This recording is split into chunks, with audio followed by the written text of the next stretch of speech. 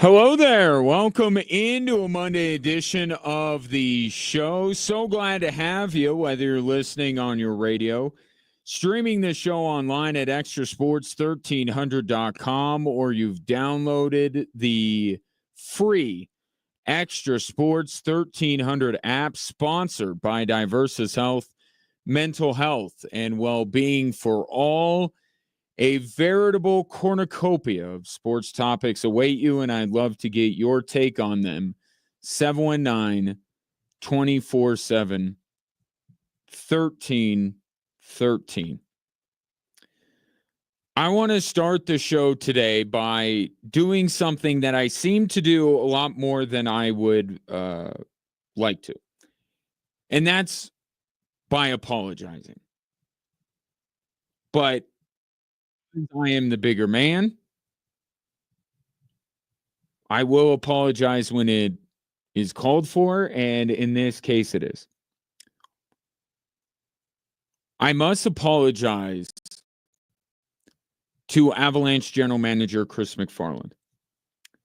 I was critical of him when he traded Mikko Rantanen. More than what he got for Mikko Rantanen, I was critical of how he went about it and really pushed back against the premise that he should have done it. Given the events of this weekend, I have to say perhaps I was a little bit too harsh in my criticism, and this has everything to do with the Luka Doncic trade and nothing to do with the Avalanche, if you were wondering. Imagine, if you will, the Avalanche trading Cale Makar out of the blue, getting back Drew Doughty, a third-line winger, and a first-round pick from the Kings, because that was the only team they called to offer Cale Makar to. And then imagine Chris McFarland sitting behind a microphone and saying simply, defense wins championships, and I'm not going to be around here long enough to worry about this, then standing up, walking out, and leaving Jared Bednar, who he did not tell about the trade, to answer questions from the media.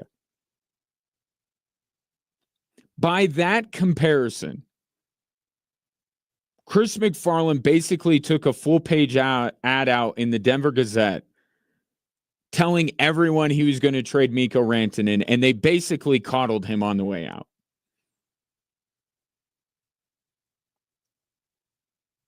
I don't really care that much about the why when it comes to the Mavericks trading Luka Doncic.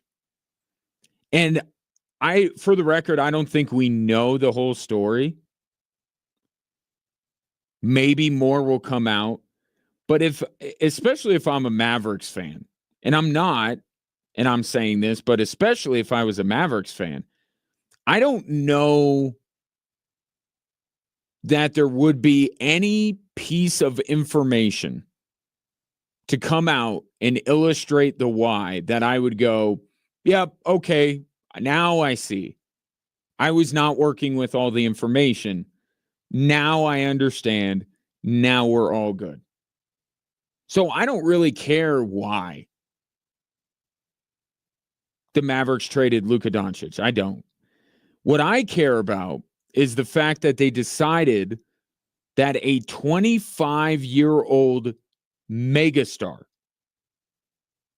was beyond salvageable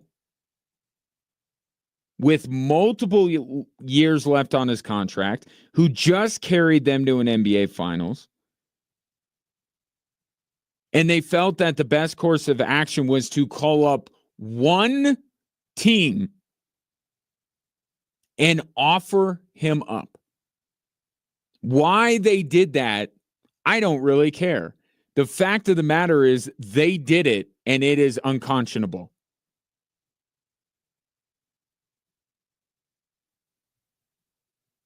They essentially did a trade that the CPU in any copy of NBA 2K would automatically turn off trades for you just putting these pieces in the trade menu. That's how bad this trade is. Even if the Mavericks were done with Luka Doncic, which again, there's no piece of information that can come out that can convince me that the Mavericks had to do this now. But even if they're done with him, they could have started the bidding war to end all bidding wars if they actually shopped him. Actually, we don't even need to go that far. If they called one other team, they could drive up the price and get a better return than they got for Luka Doncic. I mean, think about it.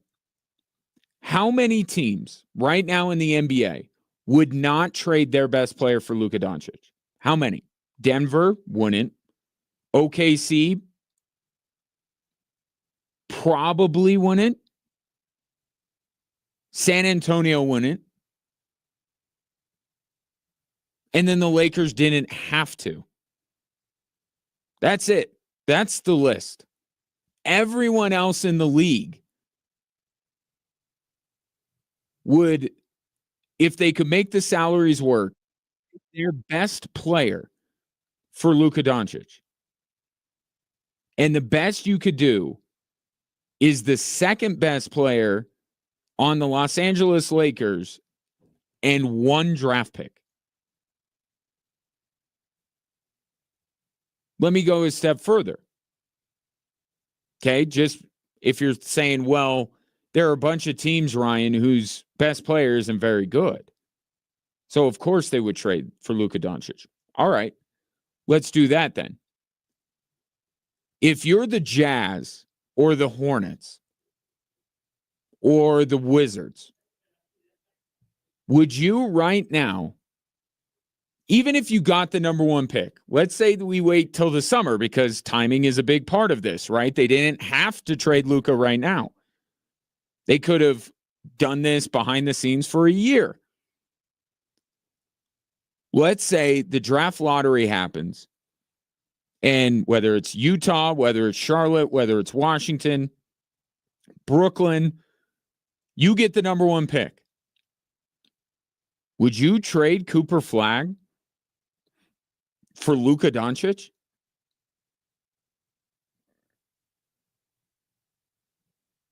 So I think by doing that, I pretty much cover every NBA team, save for, again, the list I mentioned. Denver, OKC, San Antonio. And probably the Lakers.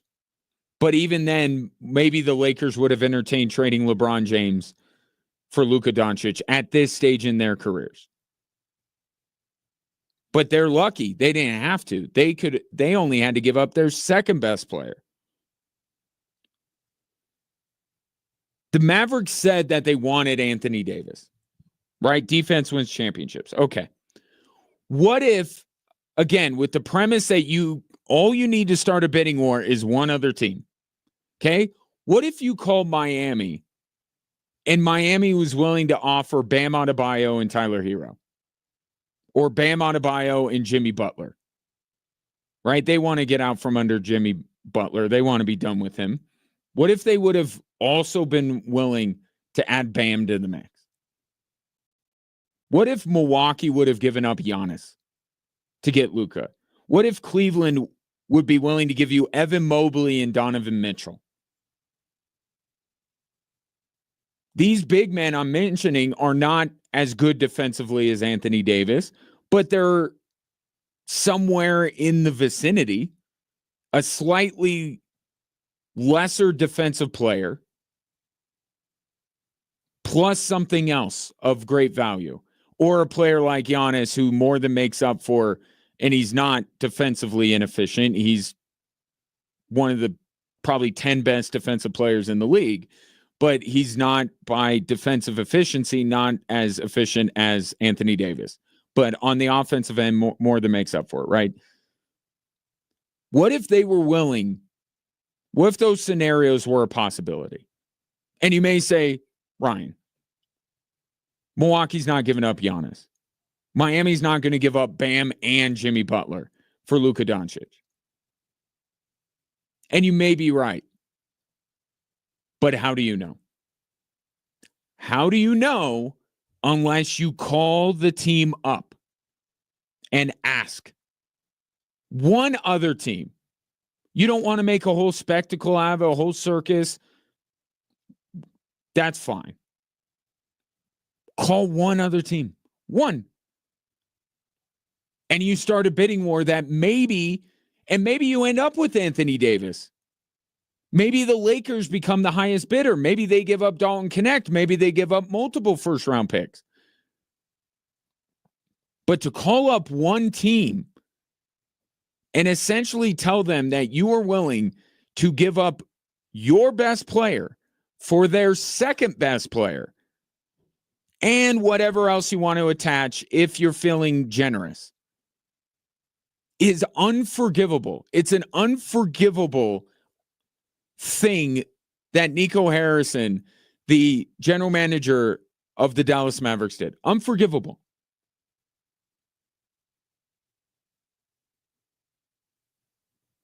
This trade doesn't make sense because you had time.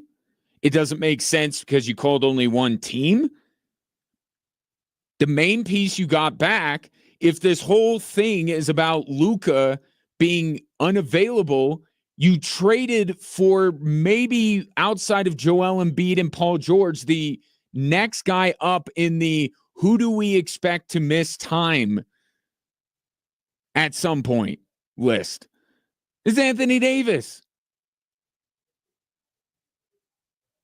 So you're upset that Luka isn't staying on the court, and you get the guy that before Luka came around was the person we always asked, where is AD?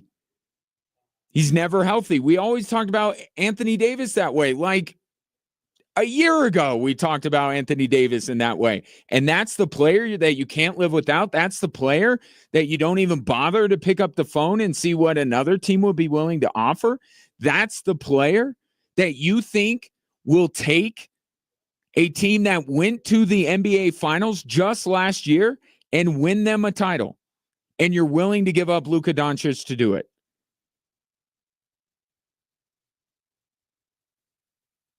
The reason why we all thought Shams Charania had been hacked was not because we were just blown away by the magnitude of a Luka for AD swap.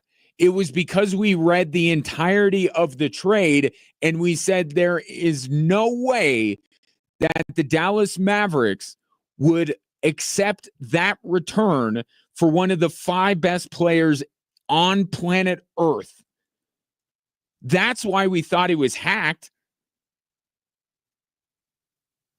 There's an iteration of this deal that, probably doesn't go over well, probably makes Mavericks fans unhappy because they have a special connection to Luka Doncic.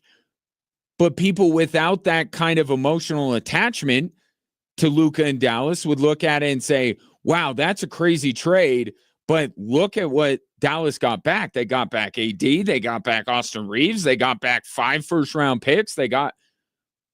It was because it looked like the Mavericks got so little. And the reason why it looked like they did was because they did.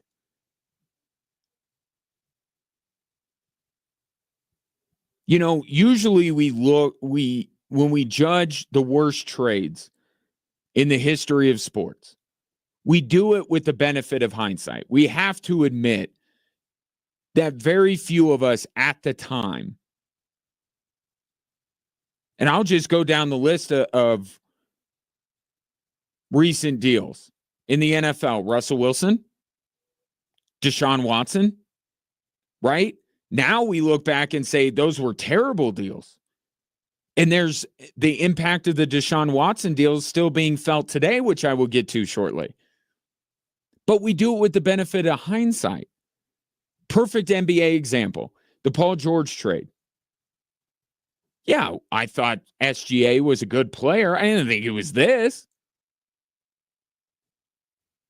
We judge these trades with the benefit of hindsight and say, oh, that's the worst deal ever.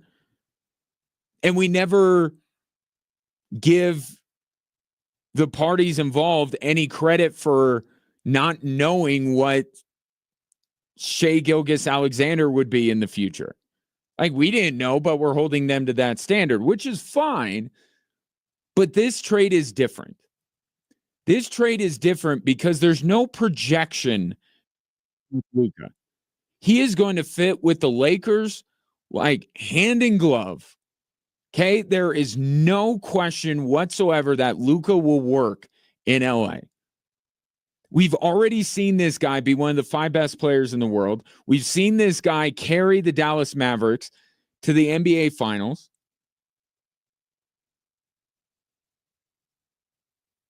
This isn't even like, and I know it wasn't a trade, but the Giants letting Eagles sign Saquon.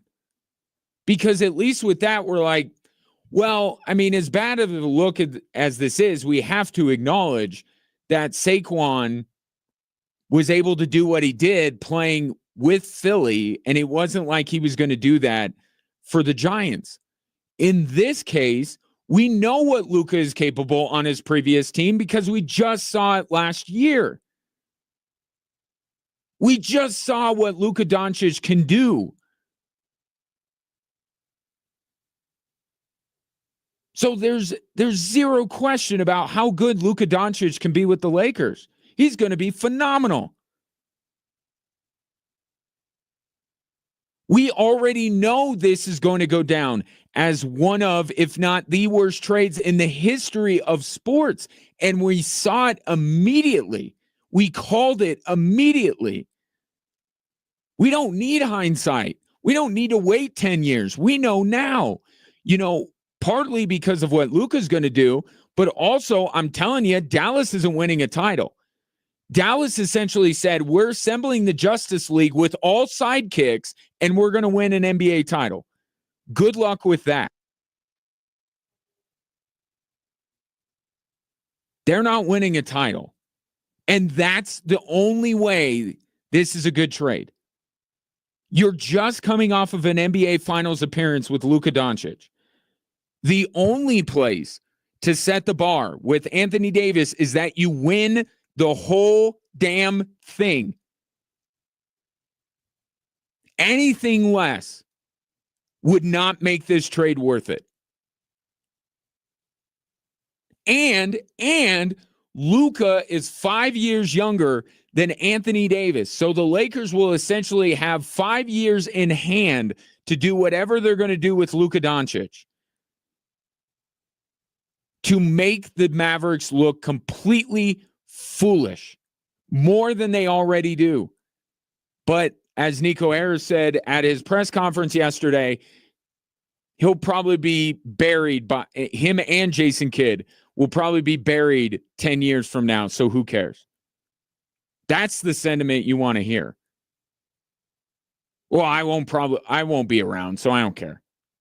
That's essentially what the man who thought up this whole thing, orchestrated this whole thing, said yesterday. We don't need hindsight. We know now that this is going to go down as one of the worst trades in the history of sports. I'll take your thoughts on it. So many layers, so many angles. I'm going to try to hit as many of them as possible today, including how this impacts the Denver Nuggets. 719-247-1313, by the way. Coming up next, we'll see if the Browns can do a little bit better with their return for Myles Garrett. You're listening to Extra Sports 1300.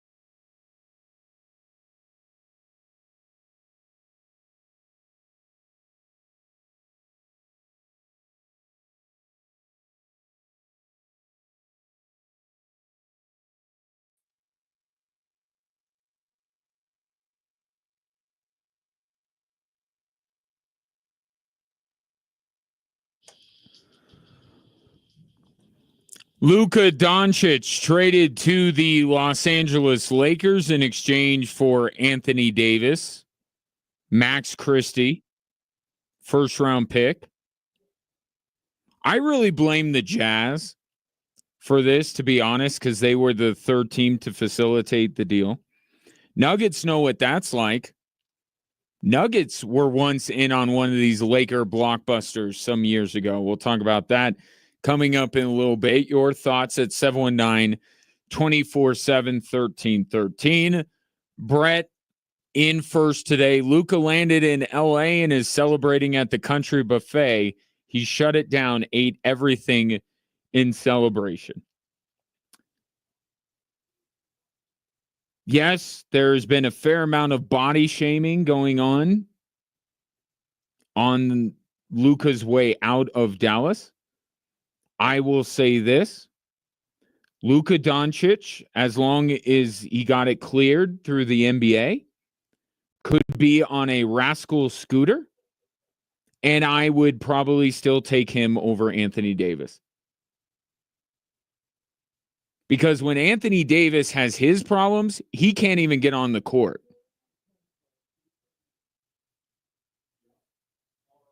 And here's something that's also going to make this trade age horribly. And this is the Saquon Barkley of it all. Right? Luka Doncic is going to go to LA. And he is going to be as motivated as he ever has been in his life. And I would not be shocked if Luka Doncic turns around and gets in the best shape of his life for the next 10 years in LA, which makes trading him to LA specifically, well, trading him anywhere, this was always a possibility. But you trade him to LA, where he's going to be paired with the guy who spends $1 million a year on his body, who has molded and shaped every decent sidekick that we have in the NBA, right? Kyrie, Anthony Davis. He's going to do the same to Luka, and the Mavericks are going to look even worse.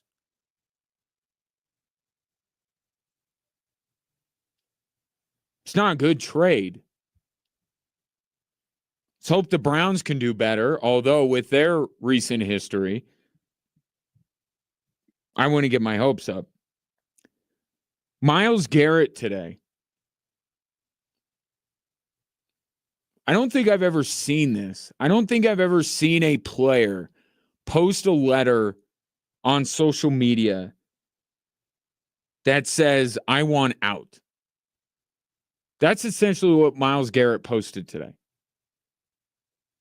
It was done on Myles Garrett's stationery. He signed it. Very well thought out, very well written. But essentially it was to say, get me out of here. I see it for retirement. Oh, I saw Luka do one for Dallas. Miko Rantanen did one the other day for leaving the Avalanche. Marty Necas did it for Carolina. Like, it happens a lot. I don't think I've ever seen an athlete do it in such an eloquent way, say, get me the hell out of here. But that's exactly what Myles Garrett did today. Now, before the inevitable discussion of where he would fit best and what you could get for him, we have to take a moment to understand that this is a byproduct of the Deshaun Watson trade.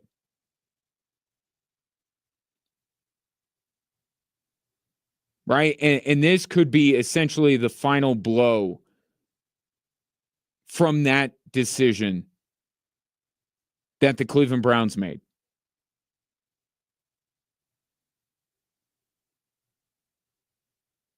And at the time, yes, there was the you don't do it because of what Deshaun Watson was being accused of. Right? And maybe that's the karma in all of this. And I'm not a big karma guy.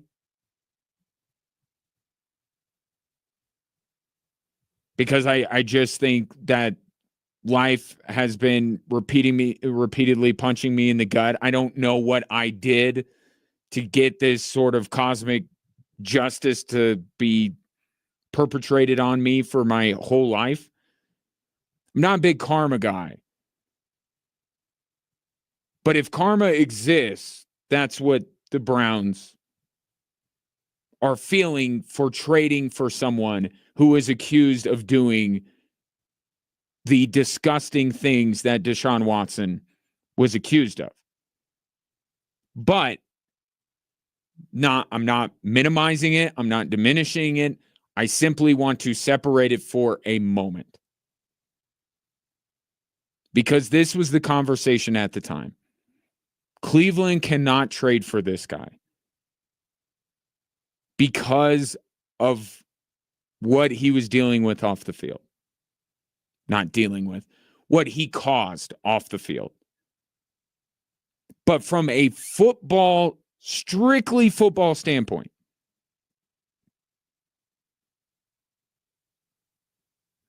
you thought that the Cleveland Browns were taking a team that was pretty good and making them potentially a contender.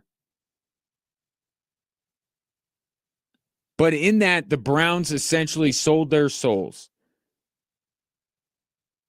Any integrity that they had as an organization was gone for adding Deshaun Watson. And then he shows up, and he is awful. Right? He is an awful quarterback.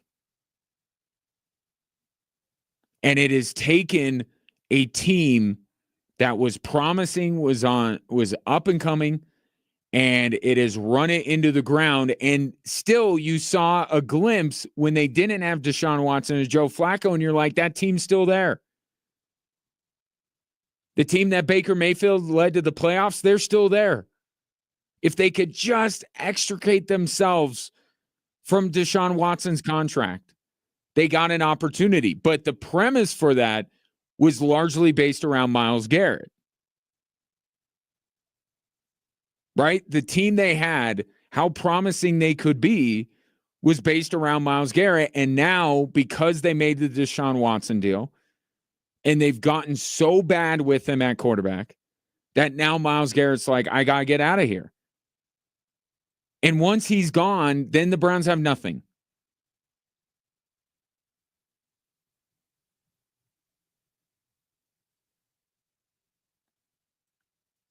So call it karma, call it cosmic justice, call it what you will. But the Deshaun Watson trade, just as the Browns were kind of figuring their way out of it, right? They restructured it so they'd have to essentially deal with it for one more year, and then they could get rid of him. And they're not going to be able to keep Myles Garrett.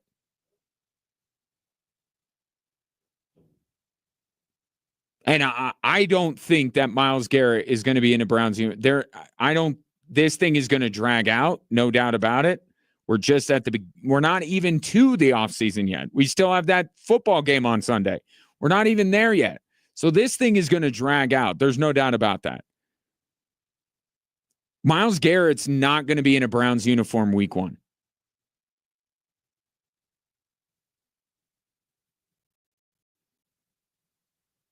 So just as the Browns were trying to undo their mistake with the idea that they'd still have the best defensive player in the league to anchor their team moving forward, now he wants out.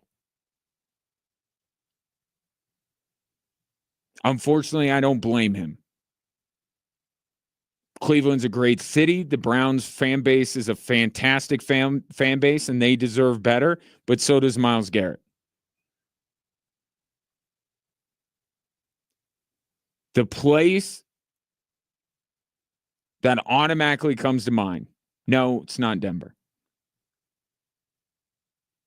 Not Denver. Denver, The very thing that Denver has to push back against this offseason is doing what the Jags did a couple years ago, right? Where they just spend all the money they can on free agents to immediately get better. They get a little bit of a bump, and then the holes on the roster start to show through again, and they can't extricate themselves out of all this quagmire they find themselves in with all of these big contracts. The Broncos, to put it another way, I don't think that the Broncos are ready for Myles Garrett to give up what they need to get Myles Garrett. They have too many other things to address, and they're going about it the right way. I don't know that I don't know that he fits what they do on defense anyway. Formation and everything like that, I don't think he's a fit. Buffalo is immediately who comes to mind.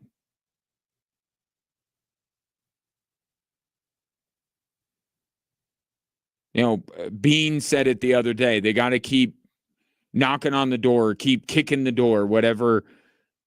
Something about a door, he said last week. Adding a Myles Garrett would, I think, qualify as that. But there's going to be unlike the Luka trade, there will be a bidding war for Myles Garrett. But I still don't think that that Browns fans are going to look back at the end of this and say, we got fair market value.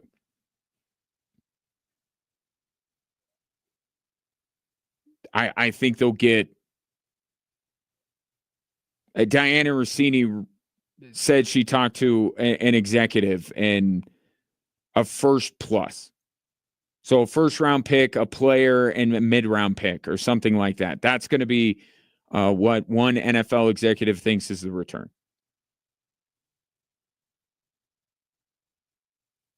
It's not going to be like these quarterback deals, like coincidentally the Cleveland Browns. What they gave up to get Deshaun Watson, other teams aren't going to pay them for Myles Garrett. Not even close.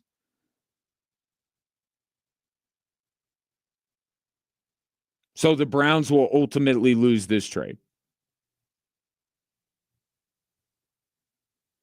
But Myles Garrett for the rest of the league is a huge piece to be in play.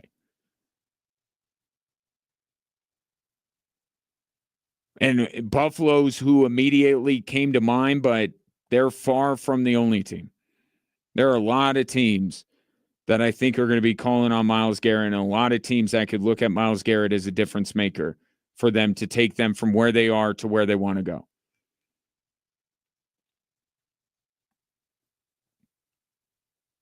But this is perhaps the last insult for the Browns trading for Deshaun Watson and letting their desire to land a franchise quarterback blind them to so many things that were wrong with that deal. 719-247-1313. So Myles Garrett maybe getting traded. Luka definitely getting traded. Take your thoughts, 719-247-1313. Do want to talk about the Avs. And in fact, I'll talk a little bit about them coming up next, because if only Jared Bednar would have said from the beginning of the season that he was treating it like the playoffs, what different position would the Avalanche be in? Because they look like a motivated team the last couple of games.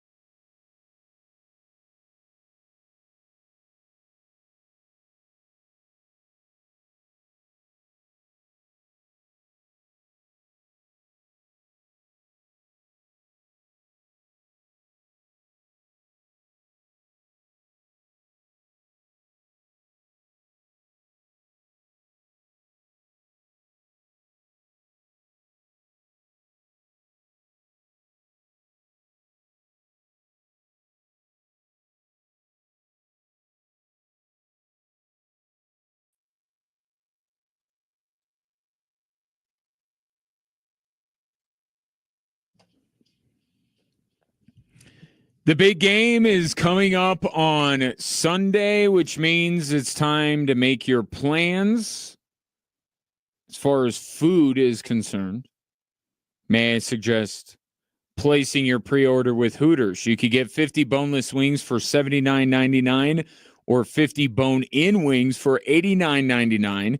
You can also watch the game at Hooters if you don't feel like hosting, and you can have a chance to win a custom engraved Hooters Colorado Solo stove. Either way, definitely make Hooters a part of your big game plans.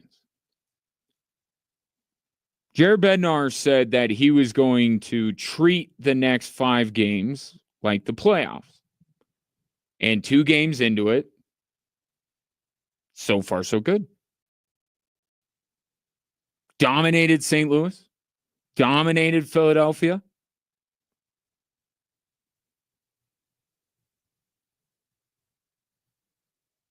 But I felt this way recently about the Colorado Avalanche, the way I have felt about the last 2 games. And it was just before they traded Mikko Rantanen. And it was when they went on this run where they're winning a ton of hockey games. They look like an absolute wagon. And I proclaimed at the end of it, the Avs look like a Stanley Cup contender, but now they have a chance to test it against other teams that fashion themselves to be Stanley Cup contenders as well. That didn't go very well. Then the Avalanche traded Mikko Rantanen. Then the clock kind of restarted. All right, how are they going to look with Jack Drury and Marty Necas? And what they have done is they have figured it out in relatively short time, so good on them for doing that. They dominated 2 bad hockey teams. Philadelphia has not scored a goal in 3 games now. So now we get to the real part of it. If Jared Bednar is treating these next 5 games like the playoffs, then the games against St. Louis and Philadelphia were like that first round matchup with Nashville a couple years ago. Remember that? Where they just demolished Nashville, right? It wasn't even close. But you knew, even though it was the playoffs, you knew like there's another level here. It's nice to beat Nashville. You look great doing it. You dominated them. You showed that you were in a different class as them. But then it got real. Then you went up against Seattle. Then things got a little dicey. Then they got really dicey. And then you were done.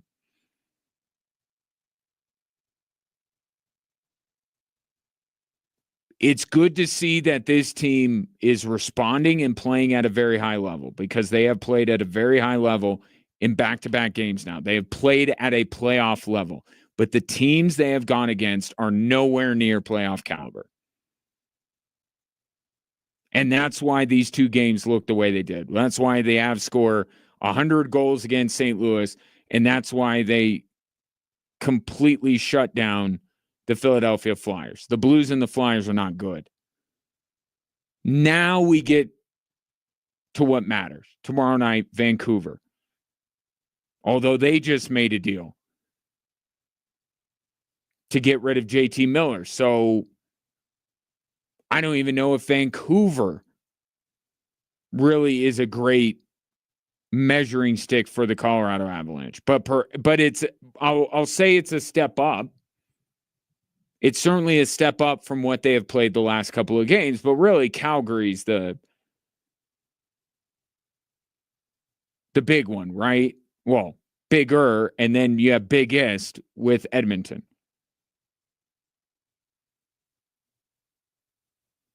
So, like the Avs always do, Jared Bednar puts a plan into place, the Avs execute it.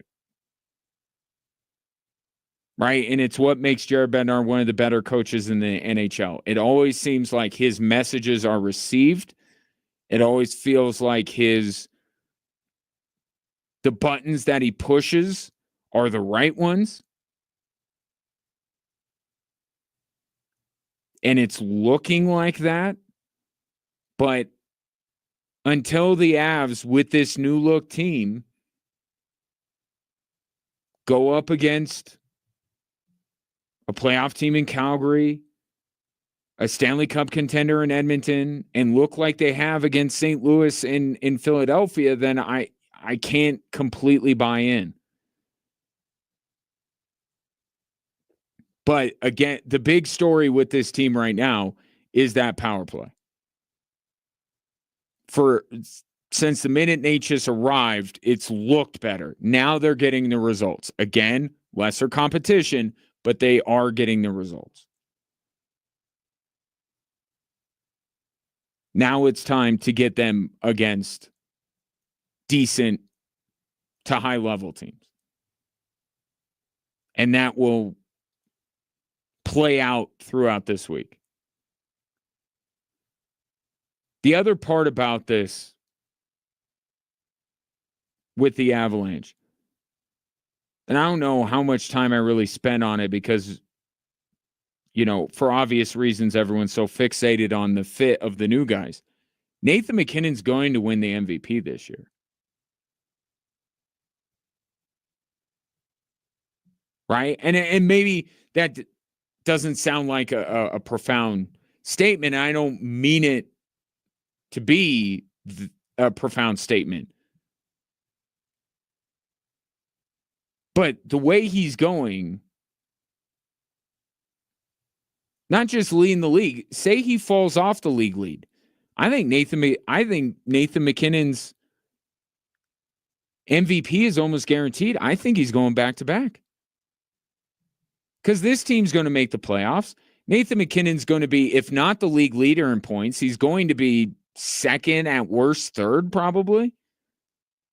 I mean, Natchez is at least as a good enough fit that Nathan MacKinnon can keep up his level of play. And that was never the question, right? That losing Mikko Rantanen is going to hurt Nathan MacKinnon. That wasn't even a conversation because it's not going to. I mean, it's like saying, could losing Jamal Murray hurt Nikola Jokic? Look at what he does with Russell Westbrook. Right? This is not about the impact on Nathan MacKinnon. This is about whether Marty Natchez can be as good as Mikko Rantanen and whether the Avs can win a Stanley Cup with a player that maybe isn't as good as Mikko Rantanen. It had nothing to do with any negative impact on Nathan MacKinnon other than the fact that they blindsided him like everybody else with the trade.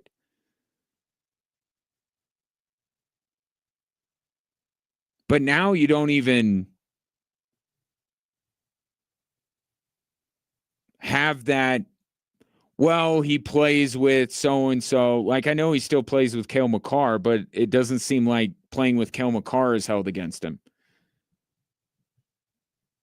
People do try to hold me, in years past too, have tried to hold Mikko Rantanen against him. Well, you have this elite winger next to you. Of course you're going to put up a ton of points. Well, now Natchez, as good as he is, no one says he's as good as Mikko Rantanen at this point. And you're going to go through one of the most significant, and JT Miller just got traded. That's not as big of a deal as Mikko Rantanen getting traded. Barring an unforeseen move, the biggest trade of this NHL season will be the Colorado Avalanche giving up Mikko Rantanen. If Nathan MacKinnon doesn't fall off a cliff, which there's no signs that he's going to do that, he's going to win the MVP. His case is going to be solidified moving forward. I don't know that even Nikola Jokic can say that.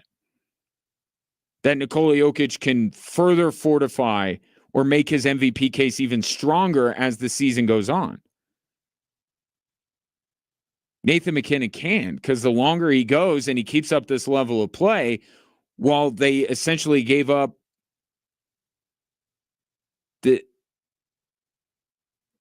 his best winger,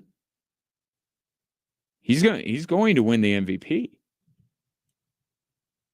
Now, is that your primary concern as an Avs fan? No. Is it Nathan McKinnon's primary concern? Absolutely not. But almost as an aside, like Nathan McKinnon's going to be the back-to-back winner of the MVP.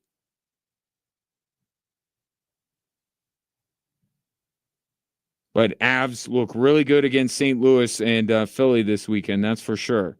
Now,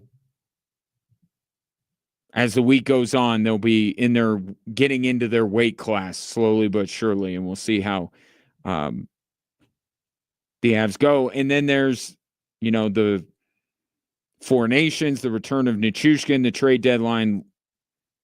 A lot could change for the Colorado Avalanche between even now and then.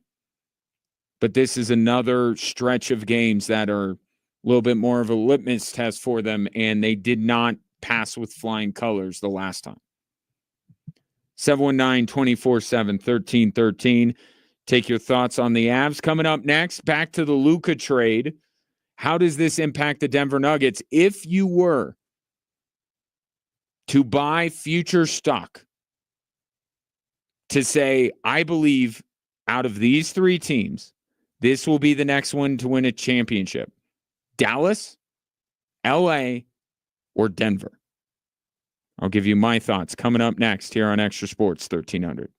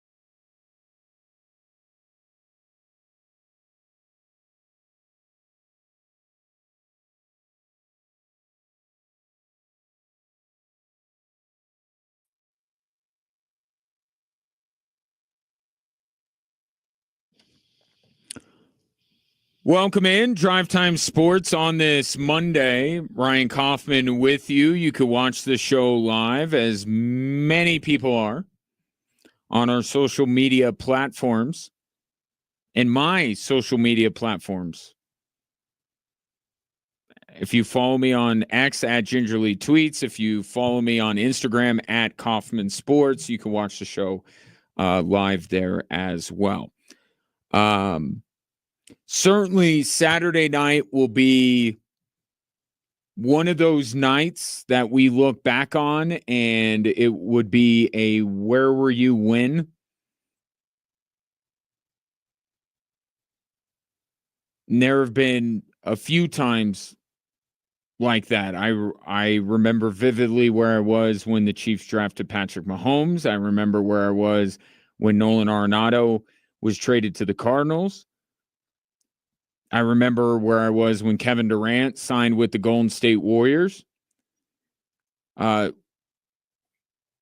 will remember where I was when Luka Doncic was traded to the Lakers, and it would be sitting on my couch scrolling through Twitter, because that's how we learn of these things most often. But what this trade has done is shown that perhaps no player in the league is off limits. That everyone and everything is on the table. And I think Kevin Durant and some other players certainly intimated that over the weekend. The feeling they got was, I could be next. And I don't think they're wrong to feel that way. Everything is a possibility. Everyone is tradable. Nothing is impossible. No trade is impossible. Unless, of course, you are the Denver Nuggets and Calvin Booth, and then no trade is possible. They're the one organization where, no, don't even think about something like this because you can't do it. But think about this. The Lakers, okay, as a franchise for quite a while, right? I don't know the number of years, but for quite a while, they have been a poorly run franchise. Owned by a scion who has proven not to be half the owner that her father was, whose main goal over the last however many years has only been to placate its biggest star. First, it was Kobe Bryant. Then it was LeBron James, sometimes to their detriment. Right? Just not a well-functioning organization. Doesn't have its priorities straight, all that kind of stuff. On the other hand, you have a Nuggets franchise that has, up until recently, done just about everything the right way. Right? Drafted, developed. They didn't star chase. They're well coached. They're loyal to the people in the organization. They take care of their own. They hire smart people. They toiled for years. They patiently waited till the right moment. They struck at the exact right time to land Aaron Gordon. And so far this decade, the tally for the Lakers and the Nuggets is one championship apiece. Which sounds unfair. Just on its face, that sounds unfair, given the way that the Lakers run their business, as opposed to the Nuggets. Nuggets feel like they deserve more. And now, if you were asking me who I would back out of Dallas, LA, and Denver to win their next championship first, I would hedge a little bit with Denver. I'd put more on the Lakers. And I get right now, the Lakers are third in that pecking order, right? Dallas is a better team on paper today than the Lakers are. The Nuggets are certainly a better team on paper than the Lakers. But what if the Lakers go out and finally consummate a deal for Miles Turner? Maybe getting Luka and not giving up as much as they probably should have given up to get him. What if that then ups the urgency level and they finally pull off a deal for Miles Turner? What if they get Jakob Poeltl? And I know Jakob Poeltl is not going to strike fear into the hearts of everyone in the NBA, but if what they're losing is an elite defensive player in Anthony Davis, because they're certainly getting back more offensively with Luka than they had in Anthony Davis. So if they're losing defense, what if they just found a second-tier rim protector? Right? Jakob Poeltl in defensive efficiency is in the top dozen. Miles Turner is in the top 15. Like, what if they were able to get one of those guys? And they would have Luka, and they would have LeBron. How quickly would the Lakers have to be taken seriously as a contender?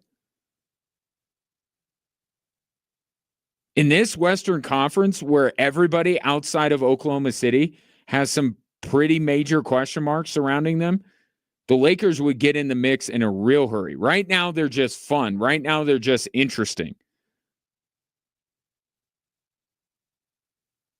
Trade deadline hasn't come up yet. We're still a few days away. What if the Lakers get a big man, a decent defensive big man, and they have, let's just say they have to give up Reeves or Connect. Let's just say they have one of those guys left with LeBron and Luka and a solid defensive rim protecting big. And then who knows what they're going to be able to do beyond this. I'm just talking about what they can do in the next week. Think about what they may be able to do this offseason or for the next couple of years. They were basically gifted the next face of their franchise.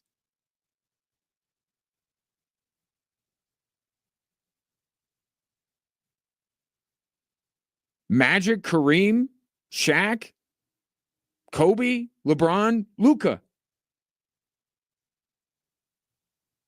I mean, it just keeps going. And it is utterly confounding how this keeps happening to the Lakers. It's about every 5 years. The NBA will fall over themselves trying to breathe life back into the Los Angeles Lakers. Right? Pau Gasol, Anthony Davis, now Luka Doncic.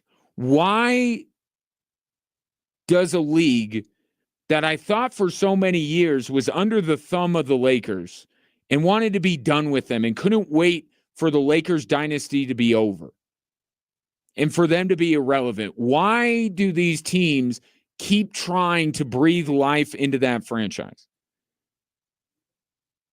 If I was a conspiracy theorist, I would say that there was some nefarious works going on here.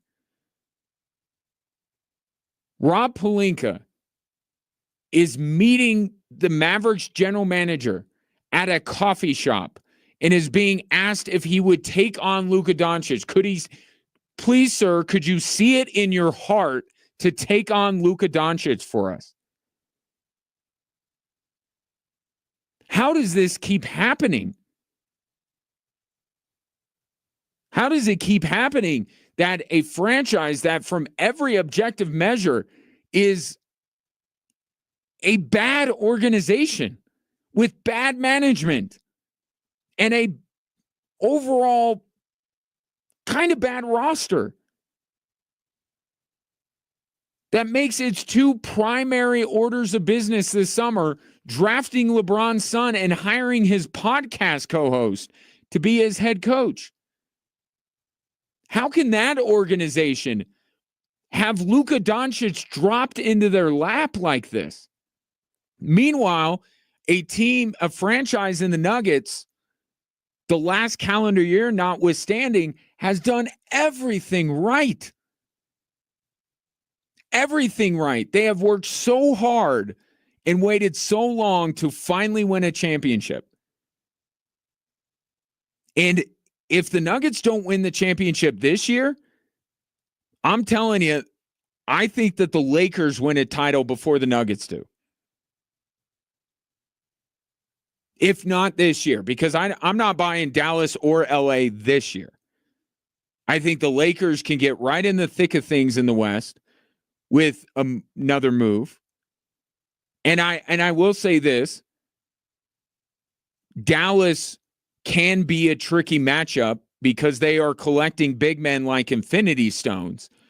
So it's not going to be a pleasant 7-game series for Nikola Jokic.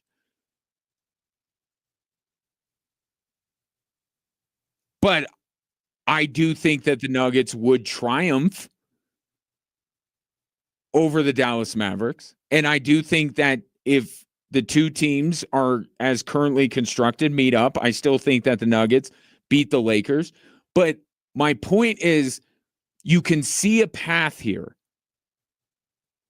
in just with one trade. And I know it's a significant trade, maybe the most significant in recent NBA history. But with this, all of a sudden, you see everything that is possible for the Los Angeles Lakers.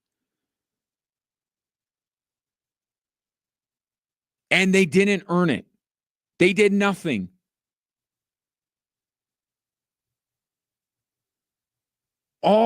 These other NBA franchises just can't help themselves.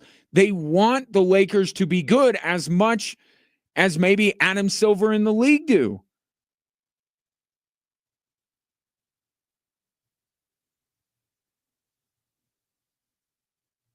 I mean,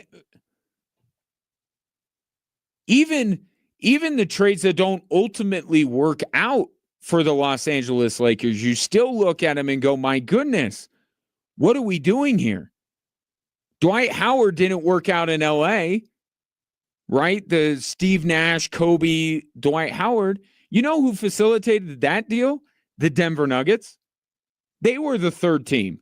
And guess who they got back? Andre Iguodala. How did that turn out?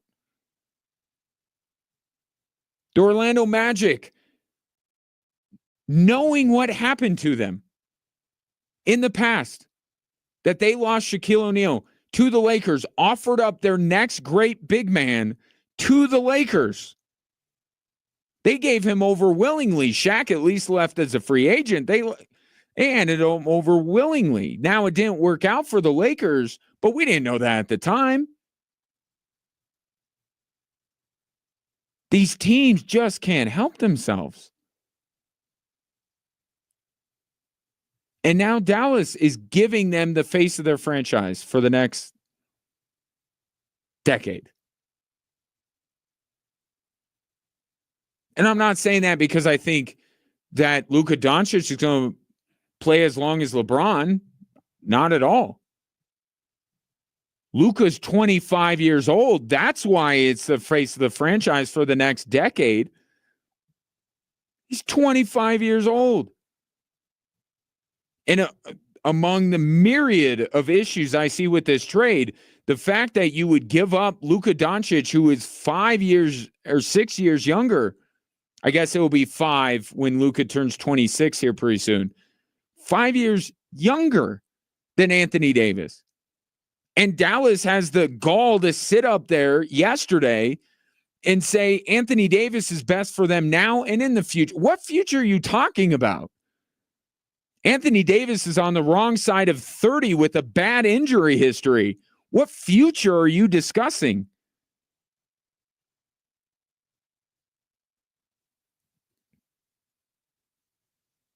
But I can't.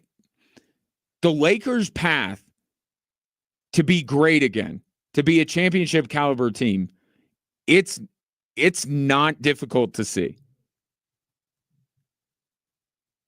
With Anthony Davis and LeBron, they felt a little trapped, right? They couldn't get this deal. We can't find another star. We just can't do anything. You felt like it was LeBron and AD and they just have to ride it out. And for that reason, they weren't serious title contenders. With no way out. And then this happens, and now you're like, gosh, go get I mean, how many guys on the buyout market are going to sign up to go to LA?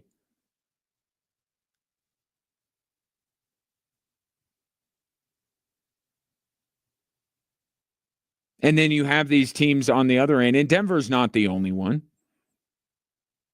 But these teams that seem to do everything right every step of the way.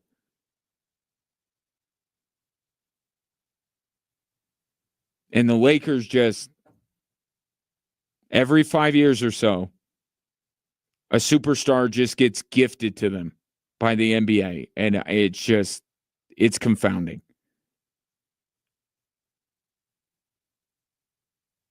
(719) 247-1313. Take your thoughts on the Luka trade. Of course, the trade deadline for every other team, including the Denver Nuggets, is coming up in a few days. Do the Nuggets need to do anything to answer what is going on? Will they? We'll discuss next on Extra Sports 1300.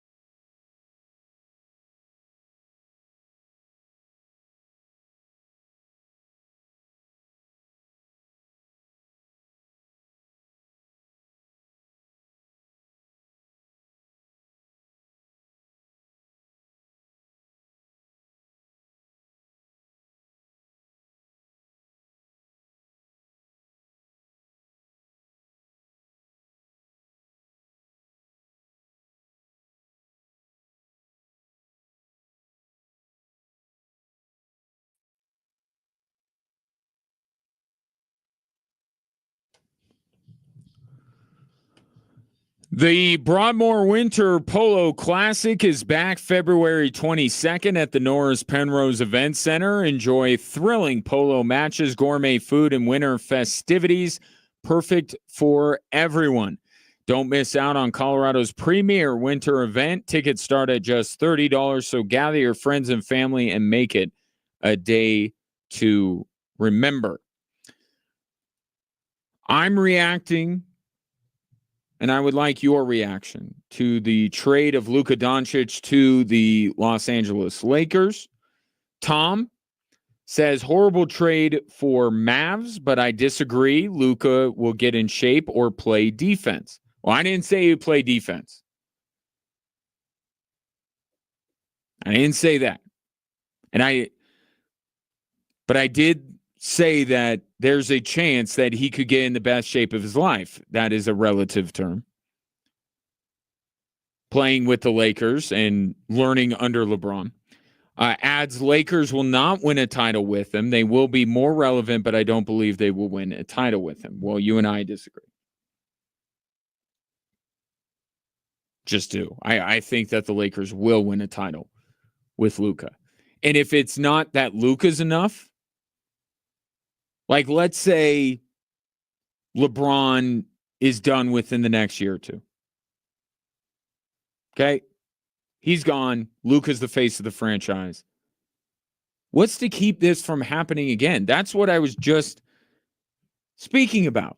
This seems to happen to the Lakers every 5 or so years, where somebody will just drop one of the best players in the league into their lap. So, okay, say Luka and LeBron don't win a title. What about Luka and Giannis? What about Luka and Jokic? Let's just deal with the uncomfortable subject right now. How long have we discussed Luka and Jokic? What a dream that would be to play together. Where do you think they would rather play now?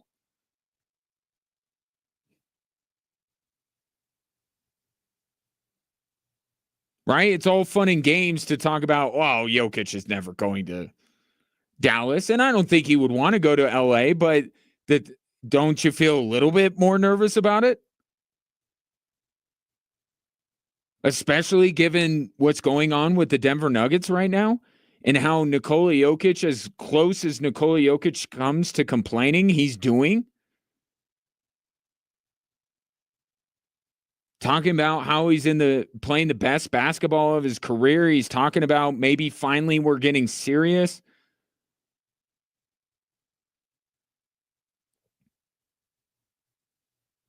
I don't think Jokic wants to go anywhere but Denver, but it's not as fun to talk about the idea of Jokic and Luka playing together when LA is the other potential destination.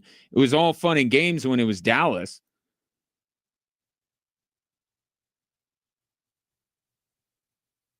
And the reason is not because Jokic would be drawn to LA, but because it's an organization that just somehow, through nothing that they do, right? I would like to give the Lakers zero credit for doing anything other than answering the phone. And yet they get Anthony Davis, they get Pau Gasol, they got Dwight Howard, they get Luka Doncic.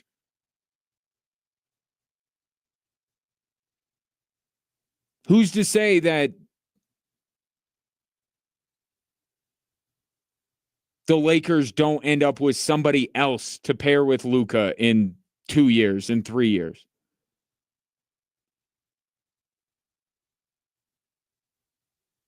I don't think Dallas or LA wins a title this year, just to go on the record. But the path to the Lakers winning another title is suddenly a little bit more clear than it was a week ago.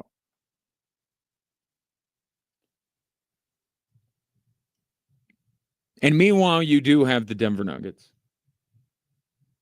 And I go back to Michael Porter's, so many of the Nuggets comments in the last year or so just still go through my head every now and again.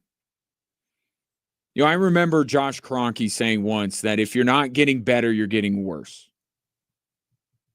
Right? There's no standing still. Right? You're either moving forward or you're moving back. Well, what are the Nuggets doing right now? Moving back. Because they're not getting better. They're not better. And then I think about Michael Porter saying, if this doesn't work out, this could be it.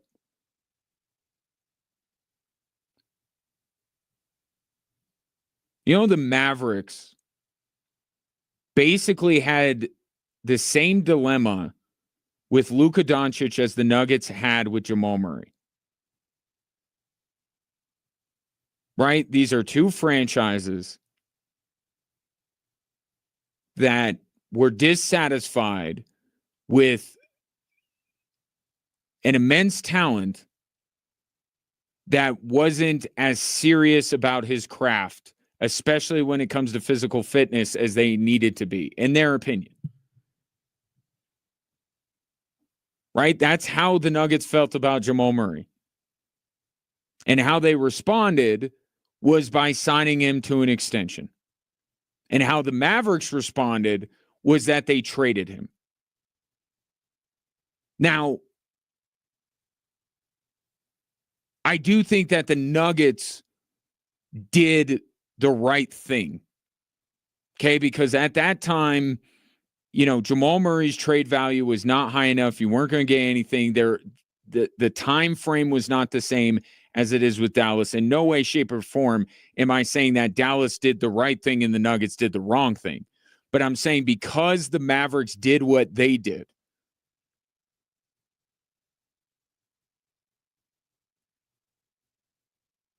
now you look at where the Nuggets are, and they are even more stuck. They're just stuck. And Josh Kroenke talked about how they built their team under a different CBA. And now they have to pivot in a new direction under the new CBA. Well, that pivot can take a little while, right? And the first step was letting Kentavious Caldwell-Pope walk, which made them worse. But they felt it was necessary. And while they are slowly pivoting to try and remake their organization in a way that is more friendly when it comes to this new NBA with the second luxury tax apron, a bomb like this gets dropped on you. And now all of a sudden,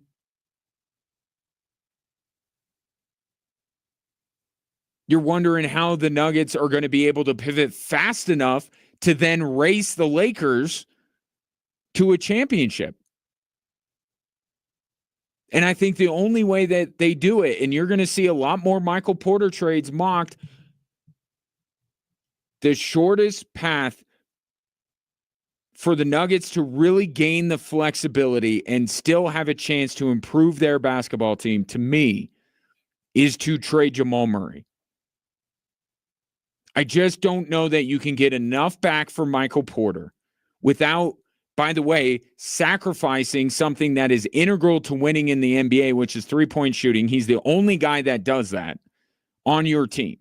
So you would have to replace what you lost in Michael Porter's three-point shooting ability, and you'd have to gain something. I don't know if you can do that. With Jamal Murray, maybe you can. Because don't you already have some of what you have with Jamal Murray and Russell Westbrook?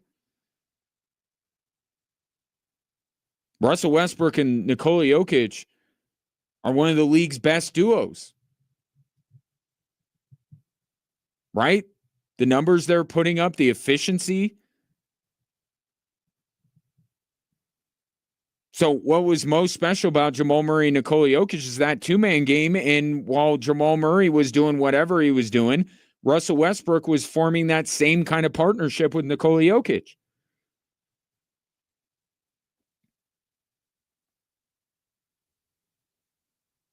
So I think you could potentially replenish what you lose in Jamal Murray and get better in other ways and become more compliant to the new rules in the NBA. But also, what's going to inhibit the Denver Nuggets moving forward is they're never going to go in the second apron. And if the Lakers have the money in hand, they're going to. But the whole problem is you can't trade Jamal Murray right now. And now Peyton Watson is out for a month.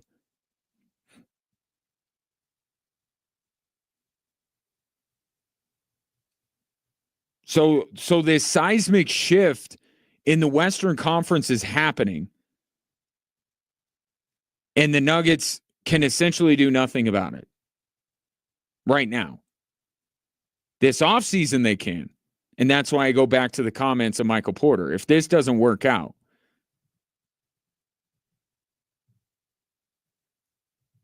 it may be the end. And we talked about this last week before the Luka trade.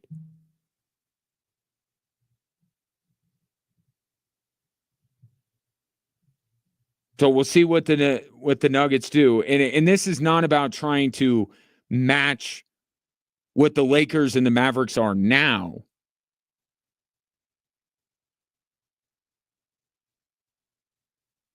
As much as it is matching what the Lakers can become, trying to get out in front of them. And, oh, by the way, dealing with an absolute wagon in Oklahoma City. You still got that.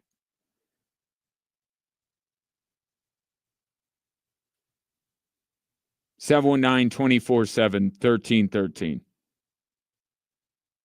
Take a break. More Drive Time Sports after this.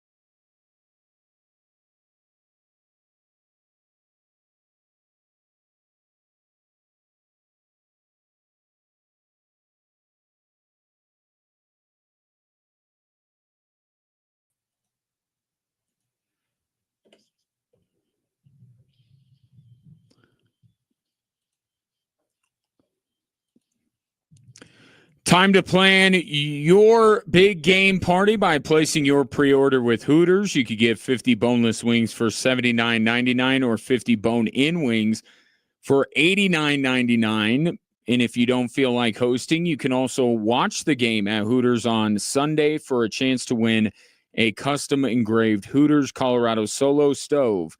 Either way, make Hooters a part of your big game plans. I'm wondering if the Buffalo Bills are going to ultimately go down as the NFL's martyr, because their sacrifice is going to make the NFL better. If you remember a couple of years ago, we had the game where Josh Allen never touched the ball. Chiefs went down, scored in overtime. They changed the rules, so now both teams are allowed to have it as long as the first team doesn't score a touchdown. Then you get the news or reporting out of the weekend that the NFL is considering the technology that has been available to every person who drives a car in the world, and that is GPS technology, to measure whether a player gets a first down or not. Now, I'm sure this certainly brings comfort to Bills Mafia. I'm sure that all Bills fans that saw that report over the weekend went, well, that makes up for it.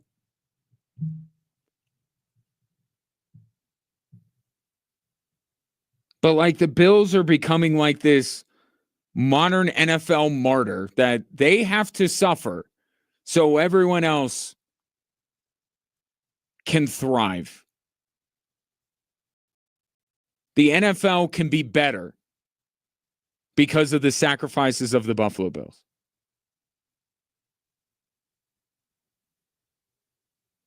Or you could look at it another way, because the other rule that I think is going to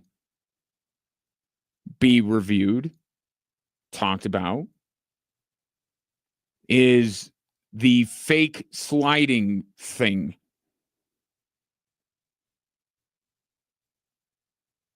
So is it Buffalo that are martyrs, or is it because these things are happening in Kansas City Chiefs games, the NFL's modern day dynasty, or current dynasty? Patriots were modern day dynasty, current dynasty. Probably a little bit of both. Right? And it just so happens that two of these rules have been changed or will be changed because of matchups between the Chiefs and the Bills. So you could really take it either way. But that's what it takes to affect change. It has to be the highest profile. It has to be such a high profile incident that it spurs people to make changes. That's really what it is. Right? The Bills and the Chiefs can take equal credit for some significant rule changes that we have seen and maybe will see over the next couple of years.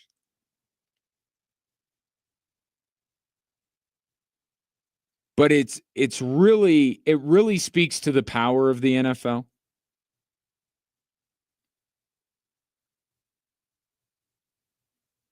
That they could have this technology, this ability for a better way to measure first downs and just sit on it and do nothing with it. And we all just are on some level okay with it. Right? Until Josh Allen was stopped short on fourth down, if you believe that he was. Some people were talking about it. I've mentioned it once or twice in the past, but it hasn't consumed me. It certainly hasn't consumed an NFL news cycle. But yet it is ridiculous that the NFL has not proactively addressed this. But as I'm saying that word proactively, nothing the NFL does is proactive. Nothing. They're not proactive in anything. They're completely reactive. When you're on top, right, you can afford to take a few PR hits, right? And then if they become to be too plentiful or you don't like them, like getting these PR hits, then you can go about changing. But it's not going to destroy you. I mean, think about everything. You know, the Rooney Rule, not proactively instituted. That was a reactionary thing to the hiring practices of the NFL. Concussions, that certainly wasn't proactive. And now some of these, I get it. Some rule changes, something happens and you go and you look into the rule book and you're, because it's a freak occurrence and you're like, well, that's not quite right. We should probably change that. Like there's some rule changes that come about that way. Right? Because it's not something that happens regularly. And then you find it, you address it, and we all move on with our lives. But this thing about measuring first downs, I mean, it's been an extremely inefficient way to do things for years. And it, I would say, is there not at least one game a week? Now, maybe it's a Carolina-New Orleans game that no one cares about, but I would say on average, once a week, we have a game where if you're watching, you go, where's the GPS technology in the football? Why can't they spot the ball better than they're doing? It almost every week it happens. But now it happened in the AFC Championship game. And now it spurs change. So credit who you want, Chiefs, Bills, whatever. But it's happening.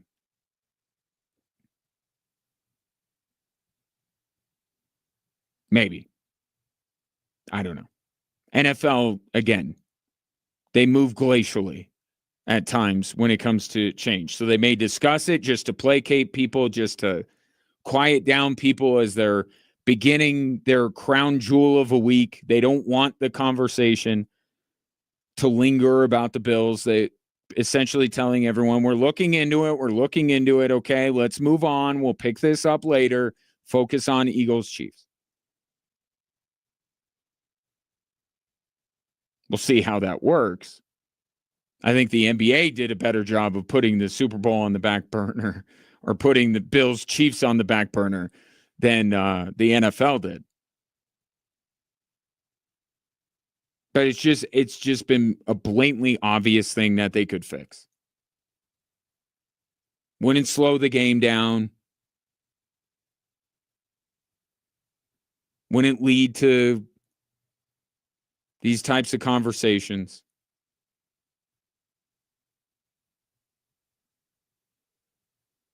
But they're looking into that. I'm seeing on SportsCenter right now, they're showing the Western Conference favorites. Nuggets have become slightly longer shots, while the Thunder have become greater favorites. You cannot get plus money now on OKC to come out of the West. Nuggets, you get a little bit more value if you jump on them now, slightly. A quarter, basically, is all you're going to get on that. And then now the Lakers have the third best betting odds to get out of the West. See what I'm saying? Vegas can see it. Everyone can see it. The path is opening up now because of this trade for the Lakers to become a legitimate championship contender in a relatively short amount of time. Not this year. But you got to say they're under no pressure to win now. Dallas has to win now. And I would say in a weird way, it does put pressure on Denver to have to win now, because here's the other trade that happened over the weekend that no one's talking about because we're still so shell-shocked over the Luka Doncic deal. Wemby's got himself a sidekick.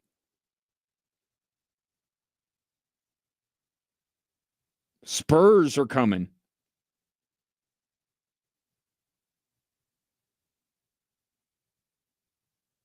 Right? You're either getting better or you're getting worse. Spurs got better. Lakers are going to get better out of all of this.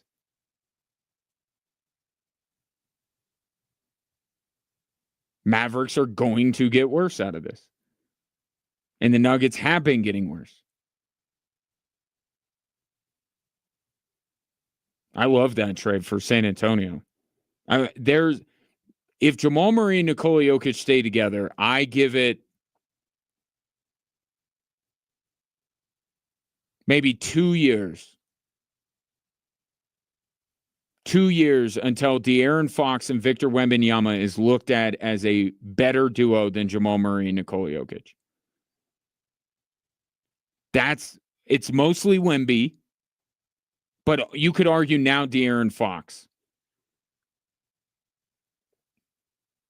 Because I'm tired of separating playoff Jamal and regular season Jamal. I'm taking all-encompassing Jamal Murray, and you could argue De'Aaron Fox is a better player. Put De'Aaron Fox in the positions that Jamal Murray has been in and see what his numbers can do.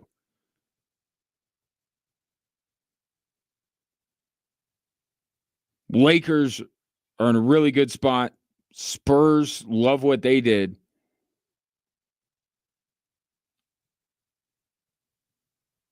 Somebody poke the Nuggets with a stick and ask them to do something.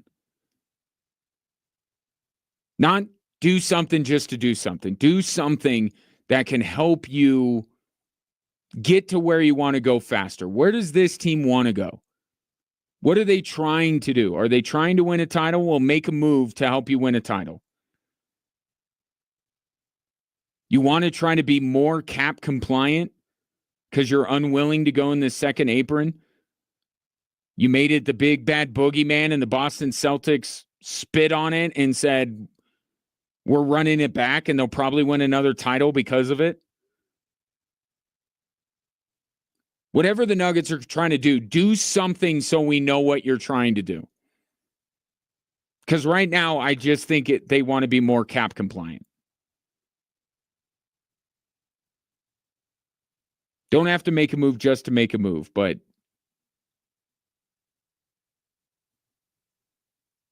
do something so we can all understand what direction you want to take this team. Because it just feels like you're standing still. And again,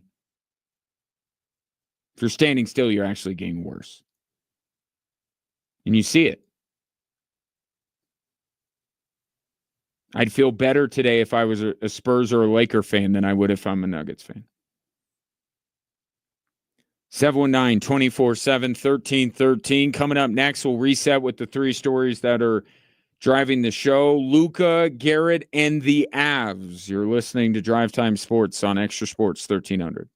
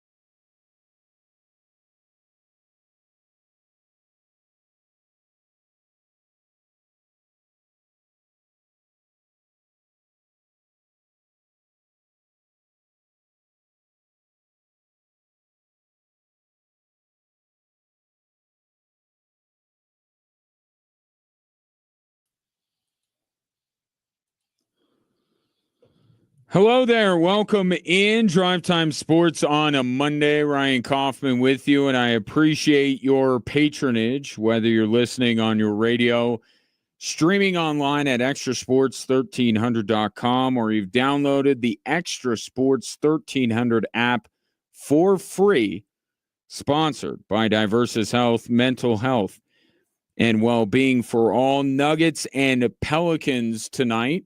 7 o'clock tip here on Extra Sports 1300 for your listening pleasure. In the meantime, here are the three stories that are driving the show.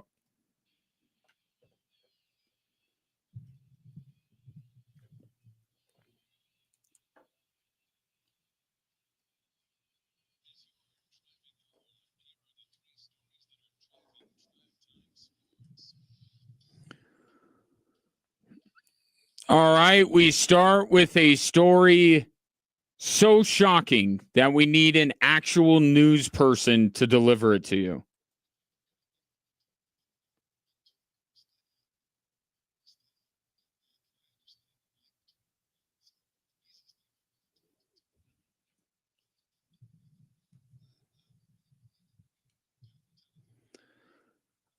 Oh, yeah, I forgot.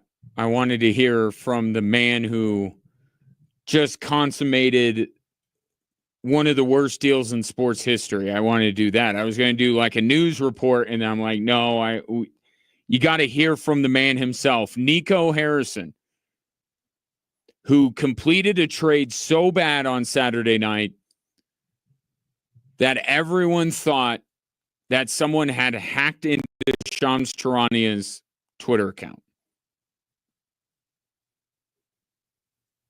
They traded a 25, soon to be 26-year-old megastar who had carried them to the NBA Finals 1 year ago, who gave no indication that he wanted to leave, who could not leave as a free agent for a couple of years. And they traded him supposedly because he wasn't available to them, and traded him for one of the guys whose lasting legacy is he was never healthy enough, in Anthony Davis. Most of the worst trades in sports history, we look back on with the benefit of hindsight. Did we know when Babe Ruth was playing for the Red Sox that he would turn into what he did for the Yankees? Did we know that Russell Wilson was going to be this big of a flameout for the Denver Broncos? Did we know that while there was a lot of reasons why the Browns shouldn't have traded for Deshaun Watson, did we think that Deshaun Watson would be this bad? No, we look back on it with hindsight. This trade, we don't have to do that. We know in the moment, we knew exactly when we figured out that Shams was not hacked, that this will go down as one of the worst trades in the history of sport. The bet that Nico Harrison is making is a wrong one, and it will haunt that franchise for as long as they exist. It will lead to the next Laker title, which will be won before the Mavericks win a title. And Luka Doncic will become the new Laker face after LeBron, who is after Kobe, who is after himself and Shaq, who is after Magic Johnson, who is after Kareem Abdul-Jabbar.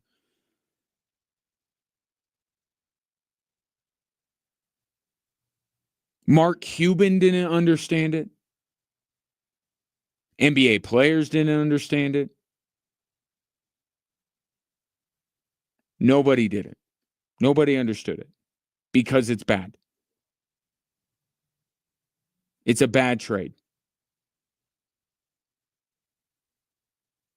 And it will not work out for the Dallas Mavericks, and it will work out great for the Los Angeles Lakers. Not because I believe in the Los Angeles Lakers, Their management, Rob Pelinka, don't believe in him. Don't believe in Jeannie Buss. I believe it's an organization that's not unlike the Cowboys in that they crave the limelight and probably prioritize it more than winning. But every 5 or 6 years, the NBA will just fall over themselves to gift the Los Angeles Lakers their next star.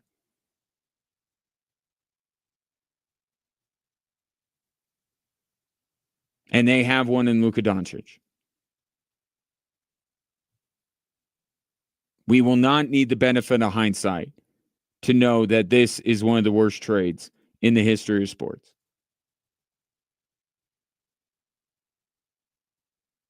Now, one of the current contenders for one of the worst trades in sports history has another piece of information to consider, and that's story number 2.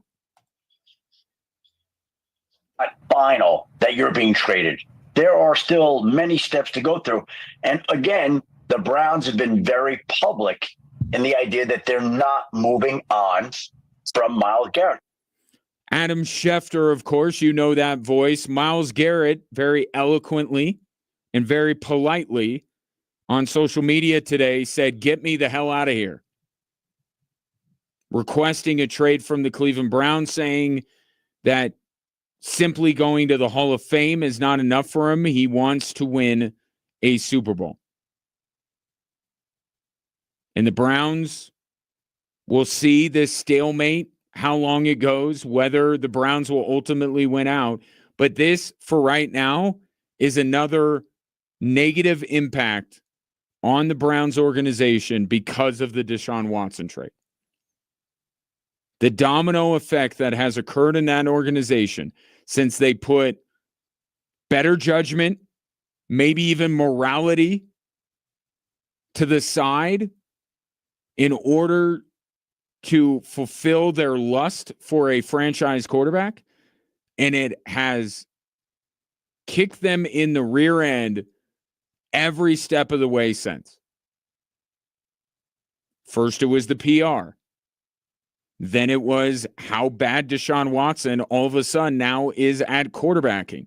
And now the most beloved player on the Cleveland Browns, their best player,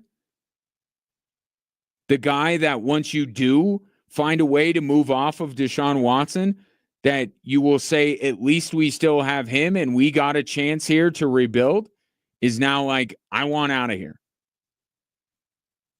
I think Myles Garrett's going to win.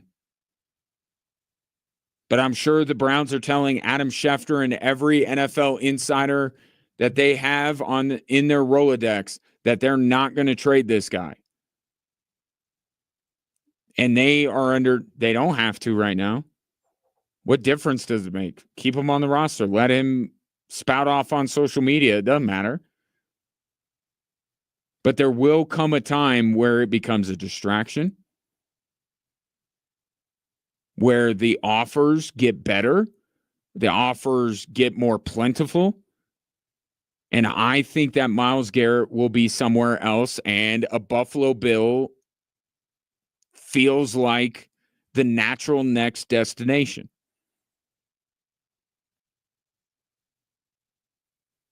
But we'll let all that play out. For now, this is, can we say, the curse of Deshaun Watson, or perhaps we call it the curse of Baker Mayfield? You got rid of Baker Mayfield, and now look what's happening to you.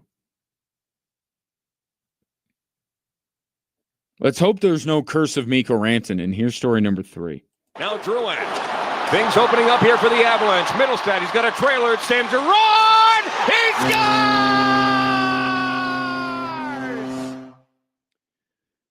Altitude Sports Radio on the call. Jared Bednar said that he's treating these next 5 games as the playoffs, and his team is playing like it through 2 of them after a complete and utter beatdown of the St. Louis Blues on Friday night.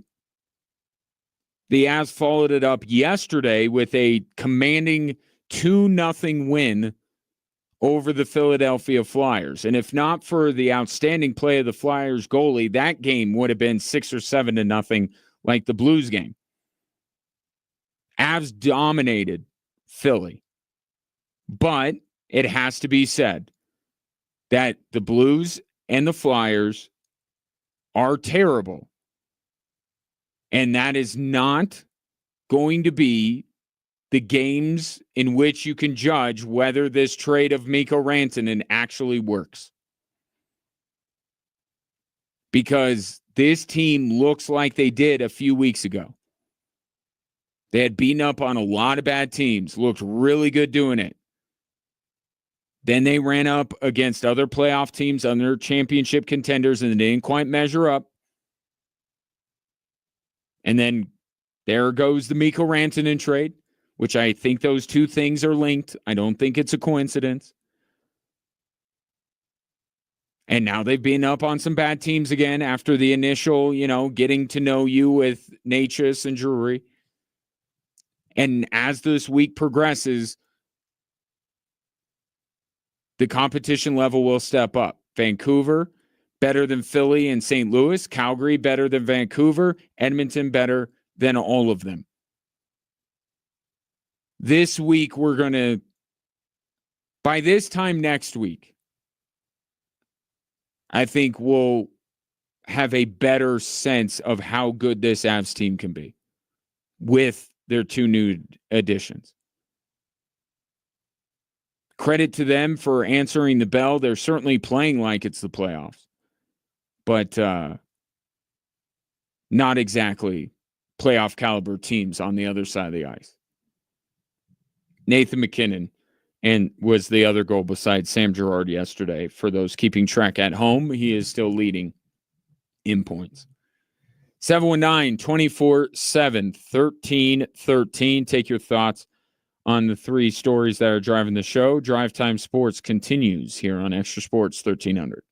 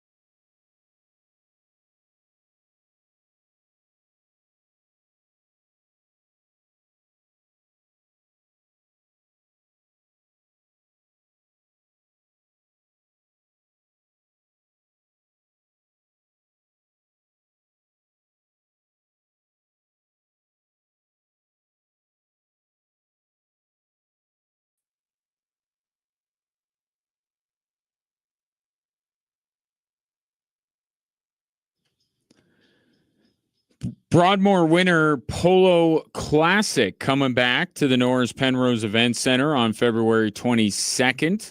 Enjoy thrilling polo matches, gourmet food, and winter festivities. Perfect for everyone. Don't miss out on Colorado's premier winter event. Tickets start at just $30. Now, I don't think that either the Mavericks nor the LA Lakers would beat the Denver Nuggets in a 7-game series right now. I do think that Dallas would be the more difficult of the two matchups because now they're going to move Anthony Davis to the 4 because he can't play center or doesn't want to. I think that's more the reason. And we know he can't guard Nikola Jokic one-on-one because nobody can. But now you have these other bigs like Daniel Gafford and PJ Washington. I think Lively's hurt, but should be back for the playoffs, I believe. So that can make Nikola Jokic's life a little bit difficult in a 7-game series. But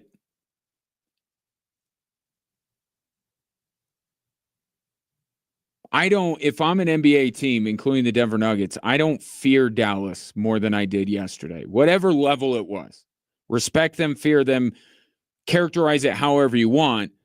It's less. That feeling is less right now with essentially two players who have been throughout the majority of their career labeled as sidekicks are now going to join forces. Doesn't bother me, doesn't worry me. And that's why I think that Dallas is making a huge mistake here. But I also don't think that a duo of LeBron and Jokic could beat the Denver Nuggets in a 7-game series. Because they don't have the one thing that actually Dallas does, which is a big man. But I said this earlier. Like, watch them now go out and get a Miles Turner or even a Jakob Poeltl, and I think that the Lakers would be in business. And certainly, if they did that, if they do get a rim protecting big between now and the trade deadline, or even shortly after on the buyout market, I would say whatever I felt about the Lakers in terms of, if I'm the Nuggets, my worry, my respect, my fear, I'd be a little bit more worried about them if they were able to do that. If it's just LeBron and Luka, then yeah, that series is going to go how so many Lakers-Nuggets series over the last few years have gone. But I think that the Lakers can get what they need now easier than the Mavericks can get what they need because they just gave up what they need now. They need a guy that can get a bucket whenever he wants. And a top 5 player in the world and a generational superstar. That's what Dallas needs. If only they could land somebody like that. Oh, wait, they had him and they chose to trade him.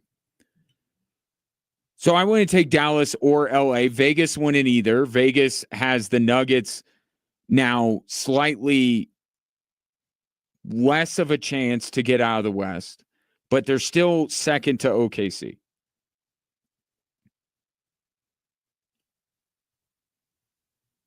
But if I'm the Lakers, I was thinking about this. Clearly what the Luka trade has done more than anything else. We'll see what they're able to do this year. But moving forward, they have the face of their franchise. Right? Whenever LeBron is done, they have a guy to pick up that mantle. And they can build around him. Even if the Lakers do get a big man, it puts them in the mix but it doesn't make them title favorites. And I know we keep playing this game. We did it with Brady. We're doing it with LeBron. Like, how many years can he really have left? And then he always has one more. But at some point, he's not going to. What I'm getting at is the Lakers made a move that can set them up for future success in their future. The face of the franchise post LeBron James is in-house now. Is there any thought to just getting on with the rest of their lives post LeBron now?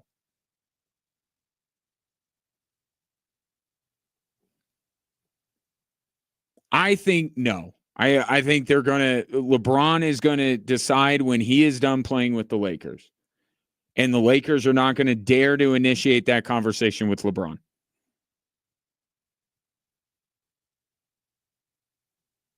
But I wonder if it's in both parties' best interest to get on with their lives.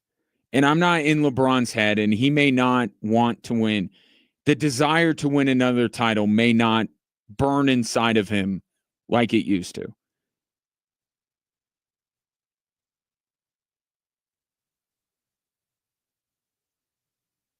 Could an argument be made that the best thing for the Lakers to do now is to have a conversation with LeBron James about LeBron going somewhere else, going after another ring, and letting them get something in return for him to put with Luka for years to come? I think that makes a lot of basketball sense. But again, we're talking about the Lakers here, who seem to be gifted these players more than actually make good basketball decisions leading to these moves. Anthony Davis only wanted to go to LA. Rich Paul, LeBron James' agent, orchestrated that whole thing. It was just about when the Lakers were offering what the Pelicans were willing to take, it was done. But he was always going to LA. Okay, so the Lakers did nothing to earn Anthony Davis. He was given to them. Pau Gasol, to this day,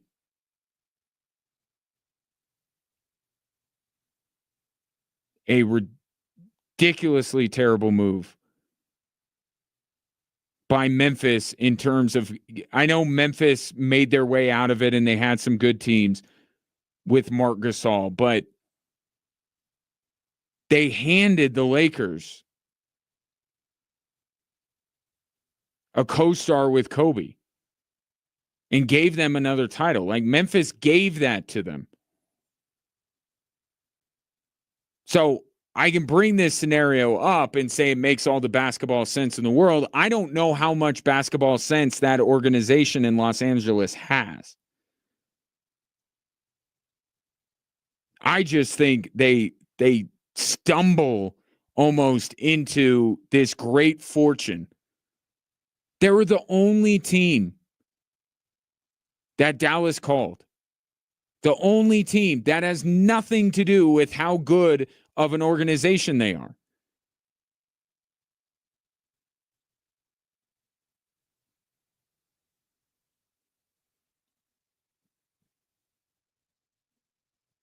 I would say that their desire to chase stars may have allowed Dallas in that scenario to fleece them, but because of Dallas's incompetence, they didn't get nearly back what I thought they could have from the Lakers in exchange for Luka Doncic. So they met their match when it comes to incompetence. But the Lakers, I think it would be good for LeBron and LA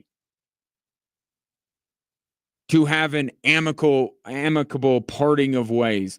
allow LeBron to go somewhere that a little bit more serious, a contender this year, and let the Lakers get something back for him that they can put with Luka Doncic for years to come. But I know they're not going to, because their first priority is, placating LeBron. And it seems like he wants to play with Luka.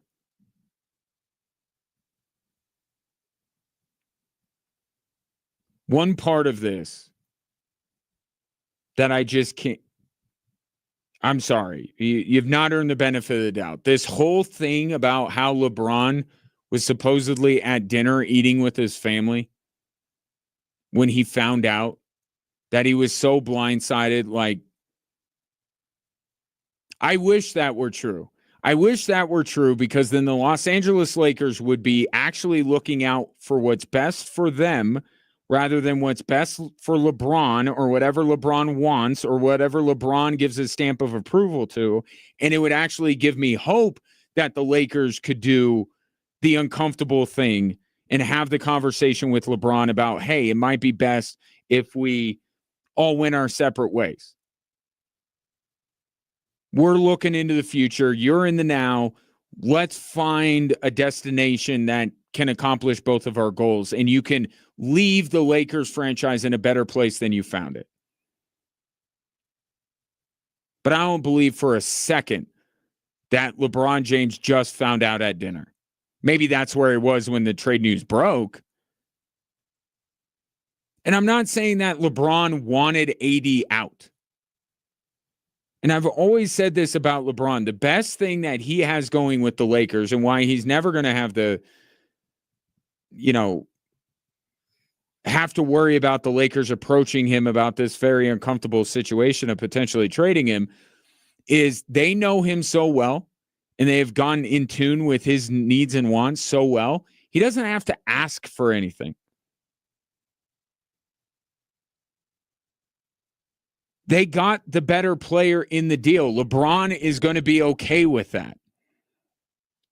They don't have to ask his permission. But the idea that he didn't know it was happening is nonsense.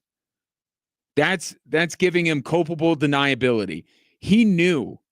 It's just like Nico Harrison was up there at the podium yesterday at the Mavericks press conference saying Jason Kidd didn't know about the trade. Nonsense.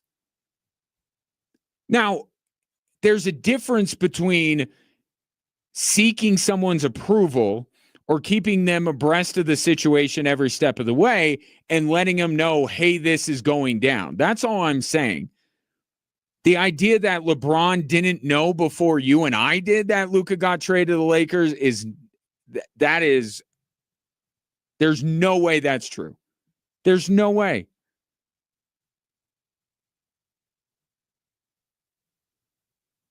I'm not saying LeBron orchestrated this. I'm not saying that LeBron demanded that they trade Anthony Davis, but the idea that he found out like the rest of us, come on. They drafted his son. Everybody knew they were drafting his son. He knew they were drafting his son. Please, can we stop with the LeBron was shocked by all of this? He knew at least a little bit before we did. A day, a few hours. But the Lakers know what LeBron wants.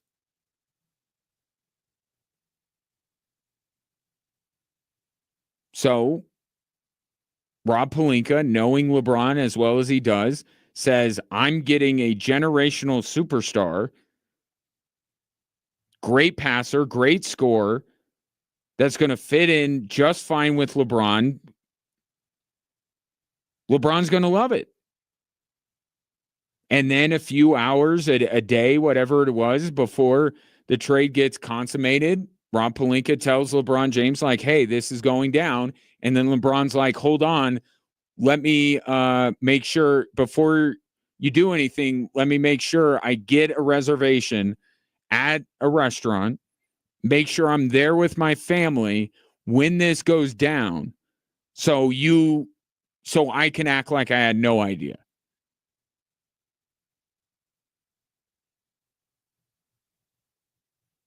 There's no way that he knew when we found out when we found out. And the difference between when LeBron knew and when we knew, I think it's great. There's a while. 719-247-1313.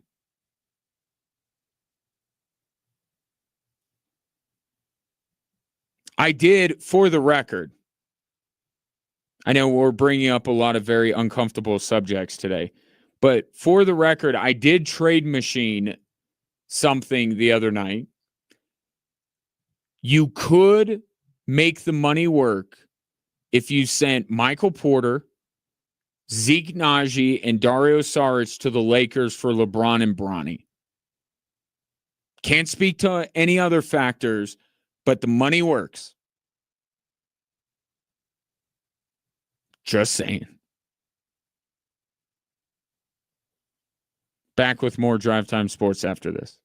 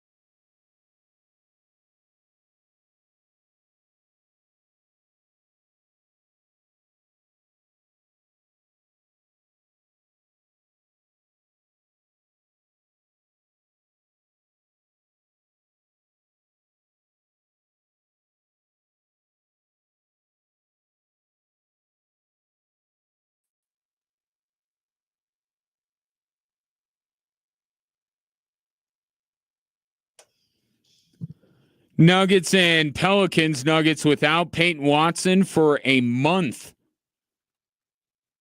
It's a knee. They're going to reevaluate him in about a month's time. I know not everybody listens to the show every single day, but I feel like, can we just like spread the word? Ryan does think that the Nuggets need to make a trade. Like, I've thought that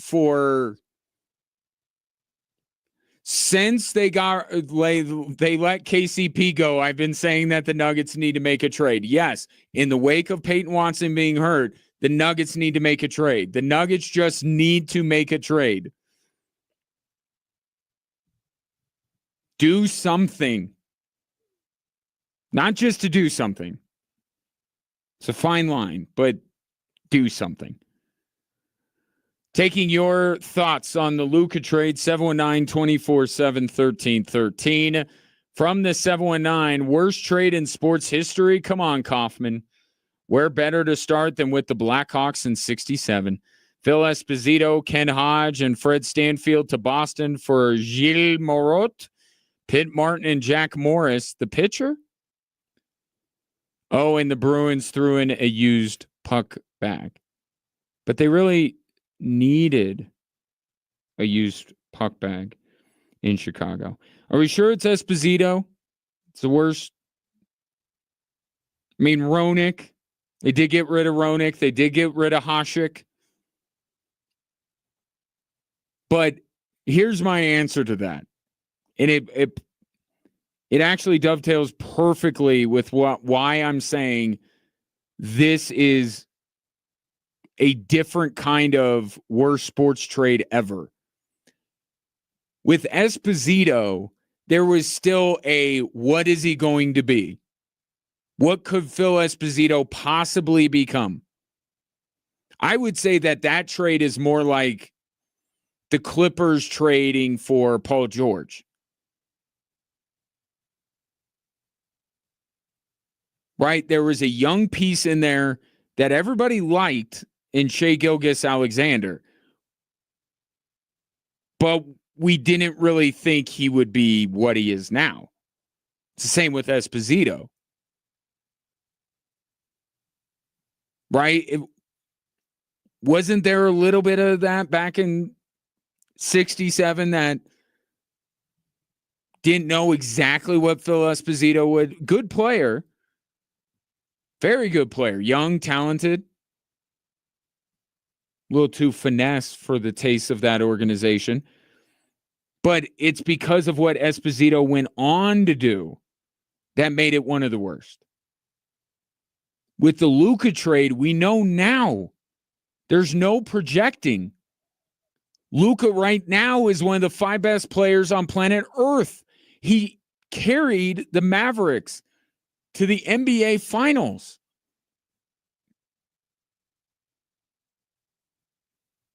And they've had it. The guy that helped them, is this all because of him committing that foul in the backcourt and yelling at the bench? Is that what this is all about? Is that the breaking point here? Luka takes this team to the NBA Finals, and less than a full season later, the Mavericks have had it with him? What kind of a monster was he?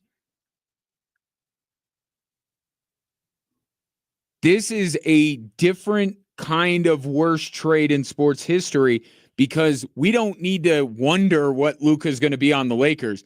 He's going to be great. And for anybody that is questioning, like the most laughable set of tweets and articles I read over the weekend were, why would the Lakers do this? Like, I get it. It's a natural angle. And if I was on LA Sports Talk Radio, maybe I would have to dive into it. I don't have the constraints of some people who are on specifically the Lakers beat and need to, squeeze blood from a turnip or a stone or whatever is incredibly difficult to get blood out of. I get it. You got to go into a lot of different areas. The motivation for the Lakers is a laughable proposition. Like, is there any reason why they would turn this down? Is there any qualm that they could possibly have with taking on Luka? And at that price?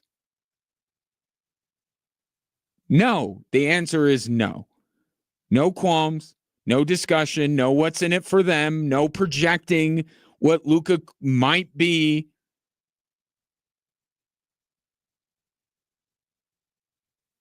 He's great. He's an MVP caliber player. He's capable of taking a team to the NBA Finals. And he's joining the greatest player of his generation. They're going to do well. Now, there are some holes in this roster that need to be addressed if they're going to seriously make a run at it this year. But moving beyond this, yeah, Luka's going to be really good in LA. And if you want to join in what the guy who has the show before me on this station does, they have a lot of healthy eateries in Los Angeles. If you're a little bit on the fence about whether Luka is going to work out in LA, a lot of salad joints in LA, he'll be fine.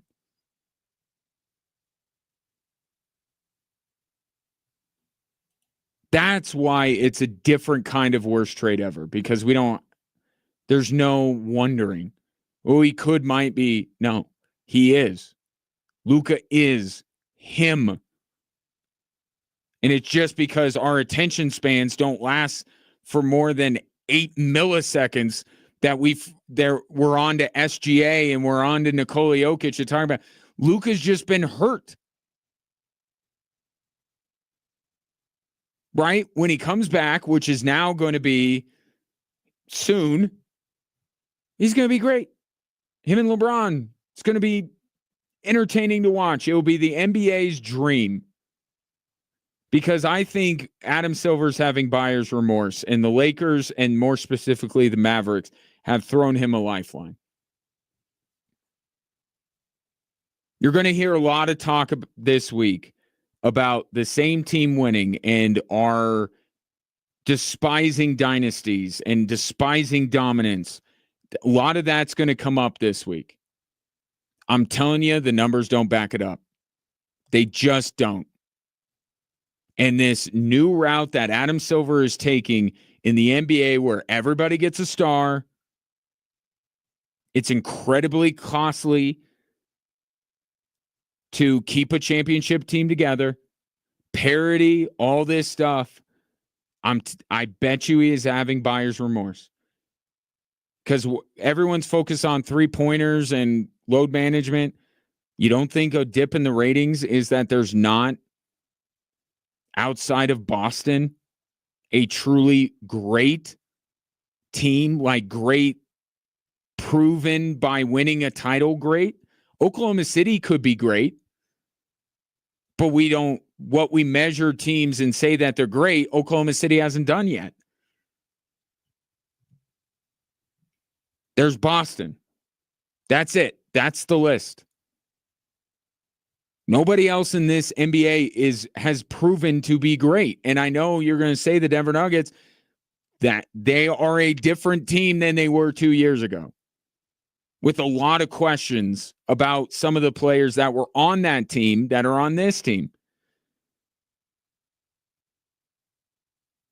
I think Adam Silver's everybody gets a star, everybody has a chance to get a title, no dynasties, no super teams. This utopia that he's trying to make, I think he's having a little buyer's remorse. And then the Mavericks went, here, Adam Silver, here, Lakers, here, NBA fans, look at what we are doing. We are sacrificing for all of you. And we are just going to give up Luka. Give up on him. We're done.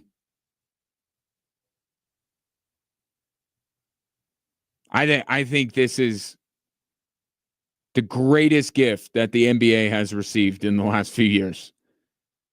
Probably since LeBron went to LA, if we're being 100% honest with each other.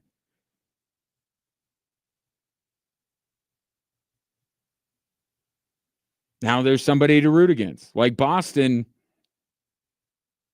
like you don't respect Jason Tatum enough to hate on him because of all of his antics and how he, studies old Kobe celebration and Kevin Garnett celebrations and then copies them.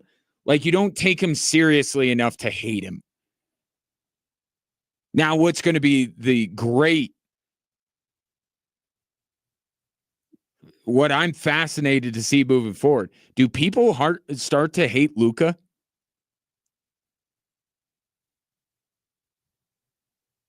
People hate LeBron, current, present tense. People hated Kobe.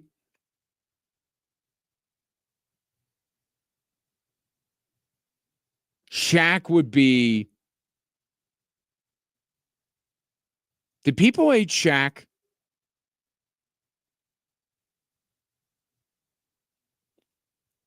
It's gonna be interesting to see whether Luka becomes a villain in a way because he's on the Lakers. Never wanted to leave Dallas, but now he's on the Lakers. I wonder how public sentiment turns against him. But this is, I know, no, we don't like to admit it. This is a good thing for the NBA. It is. It's a terrible thing for Dallas fans, and I feel terrible for them. And if you're a fan of a team that's in the Western Conference, you got to be wondering how the Lakers keep lucking into these generational stars that just fall into their laps.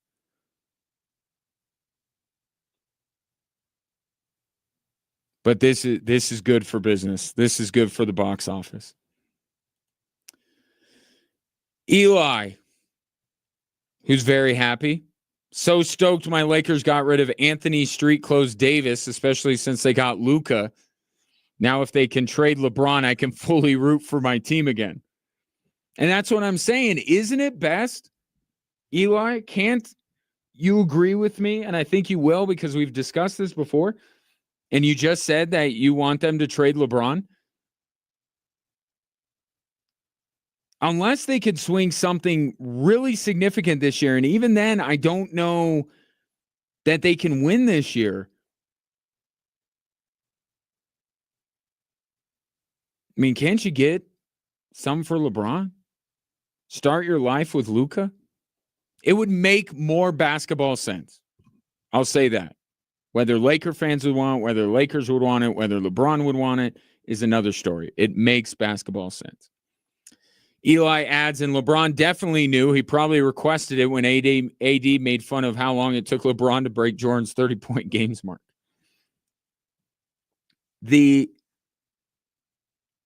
You want to talk about NBA teams falling I want to talk about NBA teams falling all over themselves to give up great players to the Lakers, to breathe life back into the organization. How about how everybody, like this network of cover-ups to make it seem like LeBron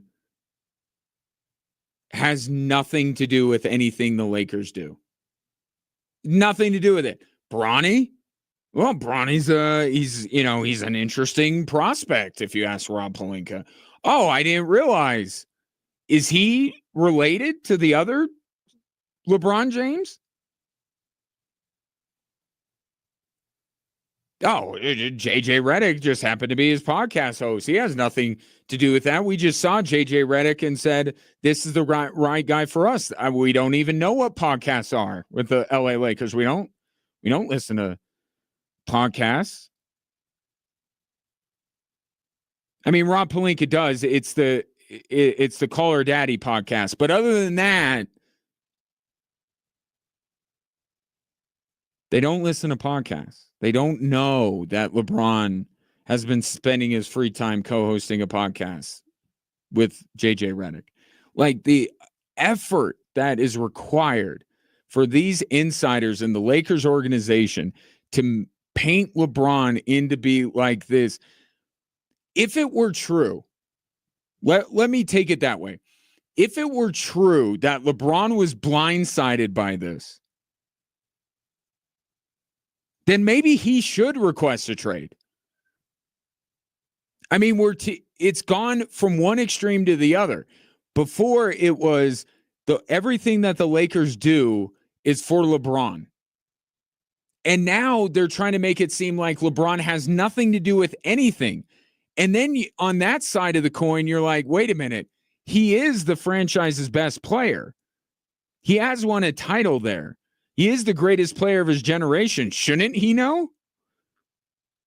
They've gone so far to remove LeBron from any knowledge of anything going on at Crypto.com Arena and with the Los Angeles Lakers that you almost go, LeBron should have more input here. They should ask LeBron what he thinks of trading the team's second best player. Like, shouldn't he? We don't have to go so far as to say he requested AD get traded, but don't you have to keep him in the loop? You really want your superstar player blindsided? As I say that, Nathan McKinnon didn't know Mika Rantanen was going to get traded, so. But I did say I didn't think that was a good thing from Chris McFarland. Nathan McKinnon should have known. But if we're to believe all this and LeBron had no idea, then shame on Rob Pelinka for not talking to the face of his franchise before making such a franchise-altering decision. LeBron should get mad about that. LeBron should get mad. LeBron should request a trade, and he should request a trade to the Denver Nuggets, and he should say that, Rob Pelinka, you may only take Porter, Saric, and Zeke Naji as punishment. That's what he should do. All right, enough fun for today. Appreciate your patronage and your interaction. I'm sure this story, maybe we'll find out the real reason why they traded Luka. Maybe one of these days. Nuggets in action tonight against the Pels. NBA trade deadline coming up has gotten a little bit more interesting. Enjoy your evening. Back tomorrow at 3.